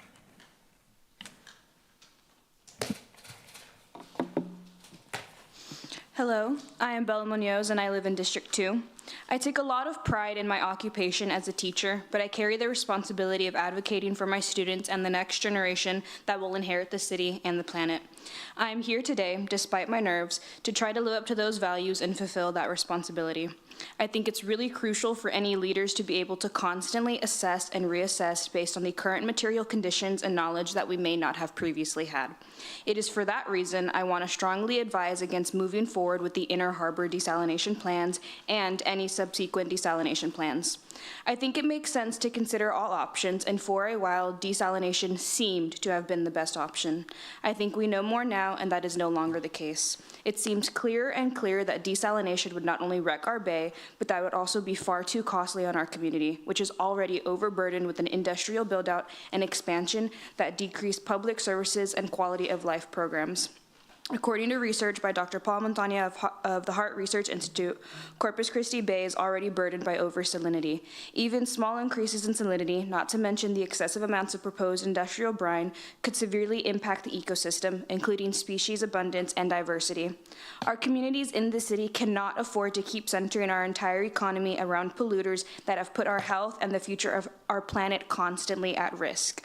Please consider what this would do to your legacy as city leaders if you effectively continue to sacrifice Hillcrest and other communities at any interest of these industries who are not paying their fair share in taxes and do not care what happens to us or the next generation. Please submit your legacy as a local leader who was a mindful guardian of our dollars and also put public need over corporate greed. Thank you. Thank you, ma'am. Next up, Michael Miller, followed by Christina English, Eli McKay, and then John Weber. Okay, Michael Miller, District 2. Council and staff, I am here to say thank you, particularly to Councilpersons Vaughn, Hernandez, Cantu, Paxton, and Campos for all your efforts in demanding staff looking into alternative water solutions. Over the past 2 meetings, our situation has gone from being described as dire to actually seeming quite manageable. Over the past few years, the public has been led to believe that our only path to a reliable, sustainable solution was via the Inner Harbor desalination plant. Today, we have a multitude of short, mid, and long-term solutions before us, and I applaud the efforts of you guys and gals and the staff bringing them forward for consideration. With each passing week, I am further encouraged that we are making excellent decisions for our water future that do not include what I consider to be a very risky project. I do not oppose desalination. In fact, I am certain that it will eventually become a part of our fully diversified water portfolio. But I think it's foolish that we go forth into uncharted waters alone. If the Inner Harbor inevitably fails to produce the promised 30 MGD, the citizens will suffer far greater than the large volume water users that stand to benefit the most. I do not intend to disparage industry. In fact, I am a huge supporter. But the fact is, they have options and we do not. I have heard many members of this community describe the anti-desal 5 as short-sighted, but the only thing I view as short-sighted is betting $1 to $2 billion on a risky desal plant that only promises around a quarter of our future demand. Let's find a project where the risk is shared. As the old adage goes, if you want to go fast, go alone. If you want to go far, go together. Also, I understand the concern regarding the bonds we have already cashed in, but somehow I have a feeling there may still be some flexibility. When and if the Inner Harbor is voted down, if we can agree on the alternatives, reapproaching the Texas Water Development Board with a united front will likely produce favorable results in moving forward with reallocation for the favored alternative projects. Thanks again to the dedicated and courageous Fab Five. And with the last 50 seconds of my time, regarding what Ms. Caballero revealed at this meeting, I've known about this for a little while, and I want to thank Ajit David for the courage to bring forward his own finances, not seeking to recover any of his money or anything lost, but to bring to light something that goes on in this city every single week. And a lot of the folks that are implicated in that have said that folks like Ms. Caballero, myself, and the rest of the people sitting in this peanut gallery are the reasons why this city doesn't move forward. But in fact, the reason why the city doesn't move forward is because of those things that go on. So I'm glad that it's being brought to light, and I hope that everybody that is implicated in it gets what they deserve. Thank you. Thank you, Mr. Miller. All right, we're moving on to WebEx videos. First up is Christina English. Christina English, District 1. Today is a little exciting for me because I have the now rare opportunity to speak on an agenda item before it's considered. Sadly, the only reason I have that opportunity is because of a delay. Typically, a community member would have to be able to physically attend the meeting in person and wait for their item to be called in order to make public comment. Comments made at 5:30 are too late to be considered. What a disgraceful system. On September 2nd, the council will consider moving forward with additional funding on the Inner Harbor Hillcrest Neighborhood desal plant. Please use the important authority that you recently pulled back from city staff and refuse to continue to fund this project. Do not fall victim to a sunken cost fallacy and instead make financially, socially, and environmentally responsible decisions for your constituents. I'll use any of my remaining time to define the word boisterous for the benefit of the council, legal, and the community. It is of a person, event, or behavior, noisy, energetic, and cheerful, rowdy. I have repeatedly watched our city attorney, Miles Risley, target specific community members, interrupting or stopping entirely their constitutionally protected speech on the grounds of being boisterous. Last week, Miles Risley interrupted an incredibly calm and measured speaker on these grounds.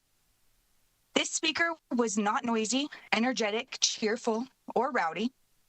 Miles Risley objected to the content, the tone, or maybe the appearance of the commenter, and abused his power as city attorney when he attempted to halt their speech. In contrast, I can think of many occasions, and the tapes show it, of when any of those words would be a fair description of the people, events, and behaviors behind this dais. I encourage this council, mayor, and legal department to stop infringing on the protected rights of those they view as political opposition. Also, public comment should be held at 5:30 on Monday, noon on Tuesday, and at every item. Virtual speakers should have an equal opportunity to speak on items.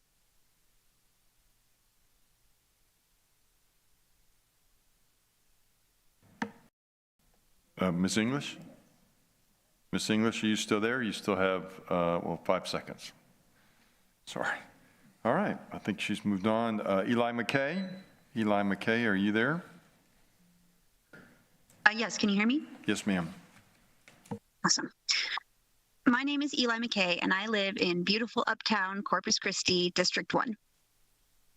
So I'm making comment today to ensure that I can publicly voice my opinion on the Hillcrest desalination plant ahead of any votes that may be taken at next week's council meeting. I could probably count on both hands and more how many times I've stood before you asking you not to move forward with this project. But while I cannot stand before you in person today, I am here once again asking that you do not support the Hillcrest Water Treatment Campus project any further. Evangeline, Nueces River wells, reuse projects, large-scale rainwater capture, floating solar are all projects that should be pursued before any desal. And ask yourself, how much water do we need and why?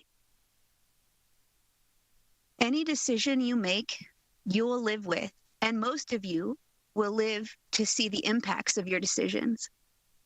It's not a coincidence that the majority of those opposing this project are millennials, Gen Z, and even Gen Alpha, as we've seen at the last couple of meetings. We have so much to live for that is a sustainable, cleaner, more respectful way to live on this planet. The days of government at all levels making decisions based on greed are numbered because people are awake, paying attention, and keeping receipts. So thank you to the council members who have shown bravery. Please continue to do so. And next week, vote no to this desal disaster and set our course with a more viable, more responsible project. Thank you. Thank you, Ms. McKay. Our last speaker this evening is John Weber via WebEx. Mr. Weber?